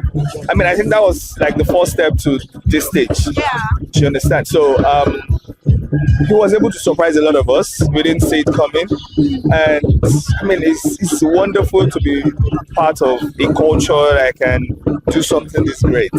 I love my culture. I love the Yoruba culture. Odd every time I remember that I'm a Yoruba man, and now seeing an opportunity or somebody helping us to export our culture, because not just Nigerians see what he's doing, you know, people from abroad also see it, people in the diaspora. So I think the first one was beautiful. It was the beginning to something great, and I think that we're just seeing sequels to great things basically after that. So what, you say you love your culture so much. I'm also Yoruba. Yeah. So what is that one thing that makes Yoruba culture very unique than other cultures in Nigeria? I think our dynamism. Yeah, I think our dynamism. Yoruba is deep. it's quite profound. You understand? I mean, was it recently I was speaking with somebody and then we're playing on a particular word in Yoruba, Igba, and then realized that we can say a lot of words. you understand? Igba, you know, a whole lot of things. I mean, that's just one out of uncountable, which you get. So, and it's always beautiful when I get to even talk about my culture. When I get to discuss about my culture, even abroad, when I have people teaching Yoruba to children abroad and getting paid for it. Why? Because their parents believe that this is something that should not fade from their own history. They want their kids to also be able to lay claim to their history, to where they are from, and all of that. So Yoruba is deep. It's amazing. It's beautiful. It's wide. It's dynamic. I mean, I could go on and on and on and on. Yeah. So what are you expecting tonight from Agashikole Part 2, since you have a very big expectation? I think you have from the Part 1, obviously. Yes. So what is that expectation that you have tonight from Agashikole Part 2? Well, I think anything that a good movie would give you, you know, suspense, thriller, you know, love, you know, sometimes, yeah. We all need love in our life. We all do, yeah. So anything great, you know. I want to be surprised. Do you understand? Surprised also. Yeah, I want to be surprised. Basically, I think surprise. Yeah. So lastly, let's play a game. Okay. We do have different words that Gen Z use right now. So it's the 80s that we're going back. We're going back to the 80s. Right now we're in the 1980s. Thereabout. What is that particular word? Well, I know you're not Gen Z. So what is that particular word that still stick with you? That still stuck with you till today from the 80s? You don't have languages. I'm going to be. Because the thing is, we grew up with our parents not allowing us to go outside that much. Oh. Yeah, and more like the indoor people. You get, so I think that it's the only thing are the things that were taught from home. Those are the things I've been able to inculcate myself with and grow up with. But then, a word? Just a word. That's like a phrase, a very common phrase then. Think about it though, I know a lot, I'm not a millennial. Tell me, hint, just hint, please. I need the help right now. I'm not gonna lifeline. I need a lifeline right now. Okay, what do they call something big in Yoruba? Then, for like tea, they call it tea, a particular tea. Tea? Yeah, a particular beverage, like Bonvita, You say what? Babasala. Oh! You see, for instance, where I come from, we don't do this like that. Okay, since you failed that game, let's have another game. Rhyme, give me 5 words that rhyme with Ogun. Ogun? Like another Ogun, O-G-U-N. Oh, okay. Okay. Another 5 words. Ogun. Ogun. Ogun. Ogun. Thank you very much. Thank you.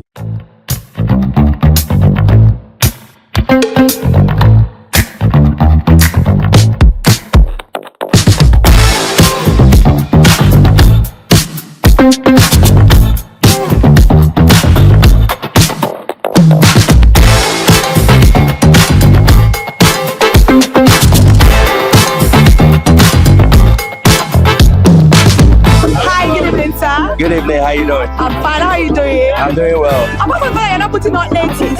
You still look nice. Thank you. So what inspires this outfit? Well, it was an 11th hour thing. I didn't plan to come here today, but you know we have to turn up for Femi Adebayo now. You get, so I had to just cook up something that okay, as long as it's tracked, whether 1980, 1970, it doesn't matter. You just have to come correct. So that's why I'm here. Forget my look, forget it. But I'm here today to have fun. Okay. So let's talk about Agashikole, because we have a movie premiere about Agashikole. Yeah. Now, you can speak Yoruba, right? Of course. Okay. So Yoruba. I can't say Yoruba, but no. I'm Yoruba. Swagger. Oh yeah. Now, expect the Agashikole Part 2. If you've watched the Part 1, yes. What are you expecting for Part 2? Agashikole Ole. Now, movie to help money and it's full of what is them? Sorry, English. Okay. Ó jẹ́ movie tó kọ́ni lọ́gbọ́n, you know, and ó dẹ̀ tún jẹ́ movie tó jẹ́ pé ó show àṣà wa àti ìṣe wa, right? And it's something that I'm proud of. Yes, we want our culture to be shown outside there to the world, and also I love being Yoruba, so coming to see the cultural aspect of it, and then also seeing culture in dynamics is really key for me. And I'm here to see action, I'm here to see culture, I'm here to see richness in tradition and all that. So and that's what Ageshikole is all about. And it teaches you, you learn some things about Ageshikole, behavior, truth, what the outcome is when you're a robber, and what can happen to you if you don't turn a new leaf. It's a lot. It's a lot of income. That's very, very nice. So now, what is that thing about Yoruba culture? You said you love Yoruba culture so much. What is that one thing about that you love the most? You love the culture, but what is that one that you love the most? Asha. Okay. I love Asha. I love the tradition. The Yoruba culture is embedded in tradition, right? And the tradition is what makes you as a man. A tradition itself, right? It's what makes you as an individual to have a background, right? And if you're a man that lacks tradition, you lack everything. Number one, you won't even know your roots. You won't know your culture, where you come from. So tradition is what gives you. It's like our rules and regulation. What guides you? What makes you to be that entity? So that's what it's all about. All right, thank you. So now, what is your favorite Yoruba myth? Yoruba, maybe like Ogun, Oya, Moremi. Who's your favorite one out of all of them? The story that actually appeals to you more. Ogun laka ye osimole. Olomilefe jewe. Olomilefe mokumo bora. Ogun is the pathfinder. He was the one, even when all the other gods lost their way, Ogun was the one that parted the road, that he took his cutlass and started to part way for them. So Ogun is my favorite deity. Oh, okay. Do you think you have similarities with Ogun? Do I have what? Similarities with him? No. Ogun gets angry easily. I don't. No, you don't. Ogun got angry and he took a machete and he killed everybody in that community. Yeah, he was angry because someone spilled his wine. And he took machete and killed everybody in that environment. I don't get angry like that. I didn't know that part. You don't know, I'm telling you now. Thank you for telling us. Let's play a game. Okay. Yoruba, we have one word, one spelling that can mean a lot, that can be a lot of words. Okay. Like Igba, we have Igba, we have like Igba, like 200. Okay. Tell me one word apart from this Igba word that you can use to say other, like 3 other words. Put me in there. Okay, Ogun. Ogun.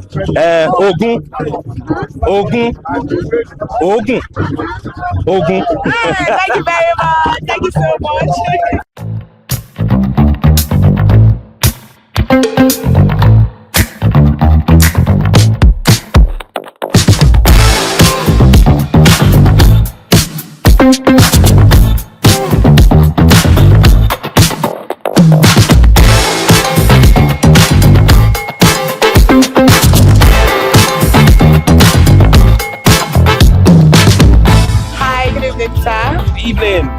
So Elizabeth told me that you are the highest grossing director. Well, I don't know about that. Oh wow! I'm a filmmaker. Yeah, Storyteller. Okay. So let's talk about BTS a little bit. How was it, and how are you feeling right now, looking at the work you guys put in, showing itself? Well, BTS is a story that we felt needed to be told, and it's been told, and it's been getting good reception. So we are happy about it. That people got the story. People are identifying with the story. It's relatable to them, and that's our intention from the beginning. So right now we are very elated that it's connecting with the people. All right, thank you very much. So now let's come back to Ageshikole. You said part one about Ageshikole, right? Oh, of course I did. So what is your view of the part one? Ageshikole is a trailblazer, because it was when Ageshikole started with the historical, or let me say epic, style of filmmaking in the new Nollywood, in the new cinema culture of Nollywood that everybody started going back into it. So it shows that Akeshikole is indeed a trailblazer. Since then, people have been telling different kind of stories, historical, fictional, non-fictional. That's actually epic. I mean, before then, people have stopped making epic films because they feel it's won't sell. But Akeshikole took the risk, and today we can say that Akeshikole started, something novel in the contemporary, cinema ecosystem of Nollywood. Yeah. What are you looking forward to this night for this part 2 of this particular movie? Well, I'm looking forward to something great. I mean, the way Akeshikole part 1 shocked me, I'm expecting a shocker too. I mean, and then from the stable of Femi Adebayo, it has always been something great. 7 Doors was everywhere. Akeshikole, won, and every film he has made. So I'm expecting something great from him. I mean, he's been winning all the awards home and abroad. So he doesn't do anything in half measures. So I'm expecting something great tonight. 2026 is almost here. In fact, it's knocking already. Any new production that you're already working on or something coming in for us? Yeah, there are 1 or 2 things in the offing.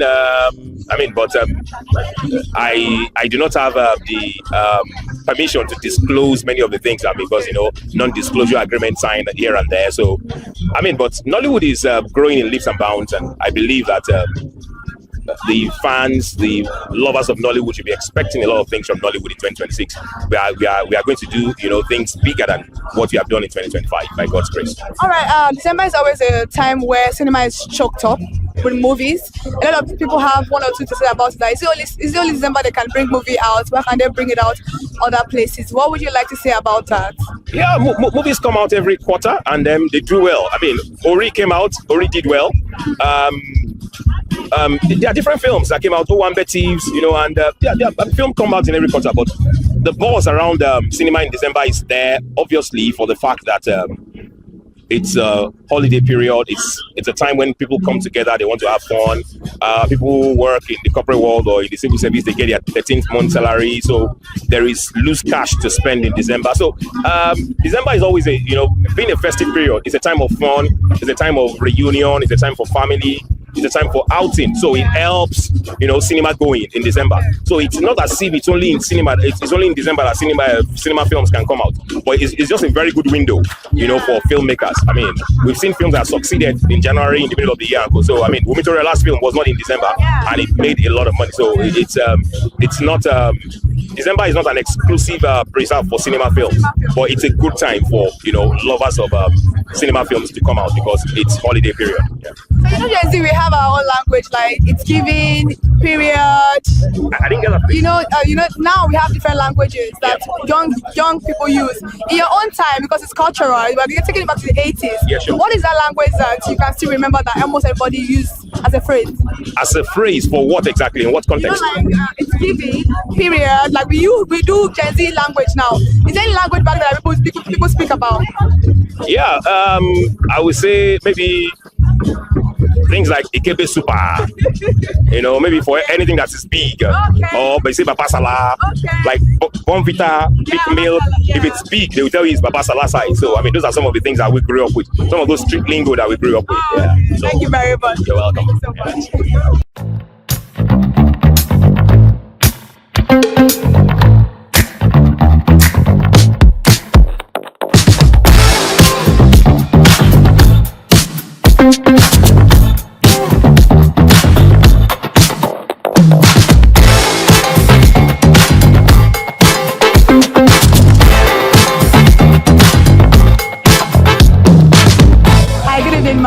Hi, good evening. How are you doing tonight? I'm very, very fine. We said 80s and you came. Oh, you came correct. Thank you. Okay, now let's talk about the Yoruba culture a little bit.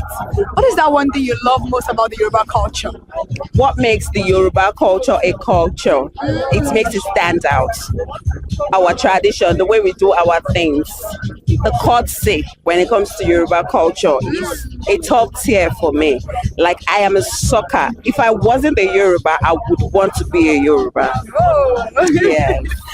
So now let's talk about Akeshikole. Okay. The part 1, you've seen the part 1, right? Yes, I did. So what would you say about the part 1? The part one was intriguing. It was suspense filled. It was outstanding, and I'm sure part two is not going to be anything short of that. So what are you expecting in part two? Everything that makes Ageshikole 2. From the casting, from the plotting, from the scripting, from the dialogue, from the sets, from everything that makes that movie. I'm here for it. So who is your favorite Yoruba lord? Like Lord, Goddess, God, like Ogun? Oh yeah, which one is your favorite? All of them. You don't have a favorite? All of them, because they are individually significant in their own way. And like I said, I'm a sucker for the Yoruba culture. So yes, Eshu, Songo, Oya, Obatala, Orumila, they all have significant, they are significantly outstanding. So I don't have a specific one that I love them all. Okay. Yeah. So now let's talk about the fact that Ageshikole is coming to local cinemas. Yes. What do you think about that? I think that's a great initiative. Because we are revolving, we shouldn't take our own thing away from the grassroots. Yeah. And when I get to know Ageshikole 2 was going to be showing in local cinemas, I said, that's it. That's it. Because we shouldn't say because we've grown, we should take our own thing away from the roots. Because the root is what made us. Yeah. We cannot deny that. Either as a producer or as an actor, even as an actor generally, is the roots that made us. Now, if we are here, we are for the upper class. Yeah. That doesn't mean we should do something for the upper class alone and take it away from the roots that made us. So I am so glad Ageshikole is going to the grassroots. Let those people who made us, let them see what we are doing even when we are up there. Yeah. So that's it. Thank you very much, Ma. So now, lastly, what is one word you would want to tell Mr. Femi Adebayo right now? Femi Adebayo, keep keeping on. I told you, keep keeping on, like you are there already. Like Barolo and Ijabo, you will not fail, you will not fall. Keep keeping on. You are a pace setter, and again, I'm a fan, and I'm always rooting for you. Okay? Thank you very much. Hi everyone, my name is Aijele Tumare. Keep watching ConsumerHalla TV. Clock it. Fine. How are you doing? Very well. My name is very well. So it says the 80s. Yeah. Are we in the 80s right now? Do I look like the 80s? I don't think so. I think you look like the 90s. I think so. I need to sack this tailor. No, I think you look like the 90s. Honestly. Oh, I don't think they wear this in the 80s, do they? They did now. Oh wow! So they got style. Yeah. I didn't know. Oh, they had style, man. You're going back. So some of the fashion now is kind of like inspired from then. I know. Because you have your palazzos and those flat boot cuts. Those were got from boot cuts. That was back in the day. Oh, wow. So you love the 80s then? I love the 80s. So you love the 80s more than the 2025? The big 2025? Yes, I love the 80s. Wow, why? I mean, I love the 80s, but I wish the 80s had internet. You see, at least they are beating you in something. So now, as someone that lived in the 80s, what is that one thing that the 80s people do that the new generation that we don't do? What's that? Yeah, okay. So I don't know how people would see me if I said this. Say it, you're free. So recently I saw laws being passed. Yeah. And some of the laws that were passed were kind of like, you don't beat kids, you don't beat children. No, we don't. Why do you want to beat children? Why? I want to ask you that question. Me, when I misbehaved back then, they used to whoop me. They beat me too. They beat you too. So, well, I know that one is not there because I don't beat my kids. But don't you know that can be a little bit traumatic? Let's be real. The beating can be overboard. Do I look traumatized too? No, you don't. But like I'm saying, that for some people, it can be overboard. They'll beat some people and you faint. Wait. Why are we talking about beating? Because you're talking about the culture then. it's not really normal now, you know. Okay. So maybe something else. The cars are different. The cars. I think I love vintage cars. I think I love the cars of that time. Well, I mean, I love the cars back then, but the cars back then were stronger. But now it's about faster. Now it's about speed, sports, you know, stuff sports like that. and fast cars. All right. Yeah. So now let's talk about Agashikole. How is Agashikole? How do you feel about the part 1? What are you expecting from the part 2? So, what I'm going to say is simple. Agashikole is a movement. It's a cultural movement that you need to be a part of. If you're not a part of the Agashikole cultural movement, then you're not one of those people who is wishing the entertainment space really well, because some people will come and tell you, I don't want Nigerian films. So how do you want Nigerian films to become like what you love if you don't encourage them? It's funny. You know. It's funny like that. So now let's talk about the culture. What is that one thing that you love the most about the Yoruba culture? Oh my God, the clothes, the dance. The dance! You're the first one that talking about the dance! Oh my God, the dance is so lovely. Hey! The bata, yes. Yeah, bata is so beautiful. Yeah, I love it. One of the Yoruba gods or goddess, which one do you like the most? Out of all the gods or goddess? Which one is the one of water? Oya. Is it Oya or Oloku? Oshun. Anything that has to do with water and weather, I love. Oh, wow, really? Which one is for weather? Is it Shango? Yeah. Because it's thunder. Thunder. Okay. Well, that's nice. What is one that you're going to say Mr. Femi right now if you see him about this particular movie? Mr. Femi, I love you. Well done for making Agashikole 1 and 2. Thank you so much. You're welcome.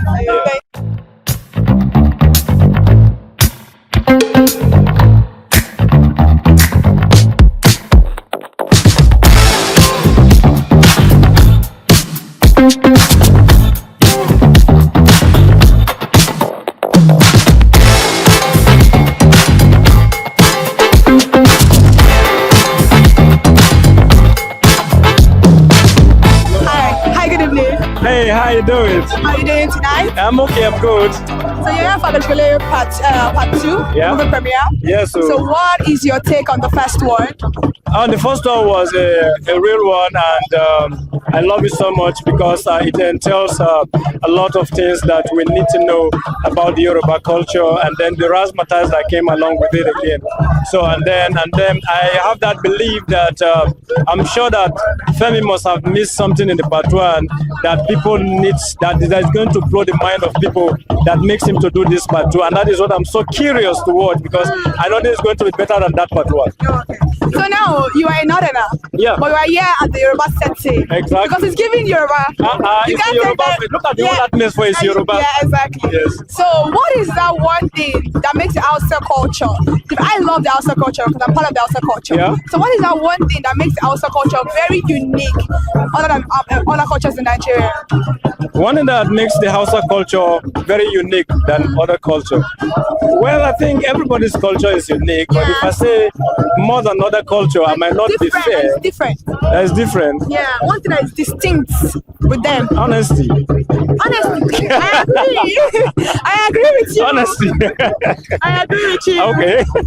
I agree with you. Yeah. So now, talking about the part 2 of Agashikole, and what are you looking forward to in the part 2? Well, like I said, I'm looking forward to a total package better than the part 1. And so I just don't want to preempt it because, secondly, I cannot even preempt it because I've never watched it yet. So, but then, like I said, I'm so optimistic, and I know everybody's going to have a swell time. So let's play a small game. Yeah. What is one thing that the outsiders on the Yoruba say that is the same, but maybe a little bit different? I know one. Dunia. Dunia. Amma. I think Dunia is an Arabic word. Yeah, but then the Yoruba says, the Hausa says it. Okay, Amma. Amma.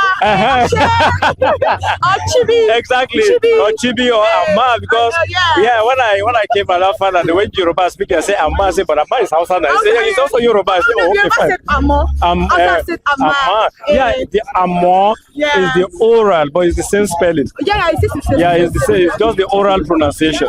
Yeah. Like we have Chibi. Exactly. You also said chibi. You also said chibi. No, it is chokali, but we don't call it. It is chokali in the Kano Hausa, but in the Sokoto Hausa is chibi. Exactly. Yeah. So thank you very much. All right, jama'a barkanku da sunana Said Muhammad aka fi da wato Funky Malam. Yanzu kuma na red carpet ne kuma ana mai interview wato Consumer Hala TV. Idan kana son wato a yi halarin ɗinka game da wato entertainment, ka ci gaba da kallon Consumer Hala TV, a nan ne za ka shakata ka huta ka ji daɗin rayuwarka. Na gode. Ekale, sir. Sabawo. Yes, sir. Sabawo. Ekale. Ekale Obawo. Mo wà pa because alẹ́ yìí a ní sọ òyìnbó nítorí ní alẹ́ yìí a ní sọ òyìnbó mo máa bèrè àwọn ìbéèrè ráńpẹ́ kan lọ́wọ́ yín. A wà ní ibi tàmátà tí ń ṣe ayẹyẹ Agẹṣinkólé 2 Agẹṣinkólé apá kejì. Hey, okay, so ó dáa kí lẹ ní láti sọ nípa Agẹṣinkólé apá kejì. Gbogbo wa ta ti wo èyí tí wọ́n ti ṣe sẹ́yìn ní apá kìíní la rí wípé iṣẹ́ ńlá ni wọ́n ṣe síbẹ̀. Èrò láti gbé apá kejì yìí jáde, èrò tó pé ni, tó jẹ́ wípé wọ́n gbọ́ sí àwa olólùfẹ́ wọn lẹ́nu láti lè jẹ́ kí a tún mọ nǹkan tó tún máa ṣẹlẹ̀. Inú wa dùn láti tún rí apá kejì yìí. Inú mi dùn láti wà níbí ní alẹ́ yìí láti wá yẹ ẹ̀gbọ́n mi sí. So ẹ jẹ́ ká sọ̀rọ̀ nípa àṣà, nítorí ìdí èyí ẹ jẹ́ ká sọ̀rọ̀ nípa àṣà Yorùbá. Kí ni nǹkan yẹn gangan tí ẹ nífẹ̀ẹ́ sí jùlọ nípa àṣà Yorùbá? Nǹkan tí mo nífẹ̀ẹ́ sí jùlọ.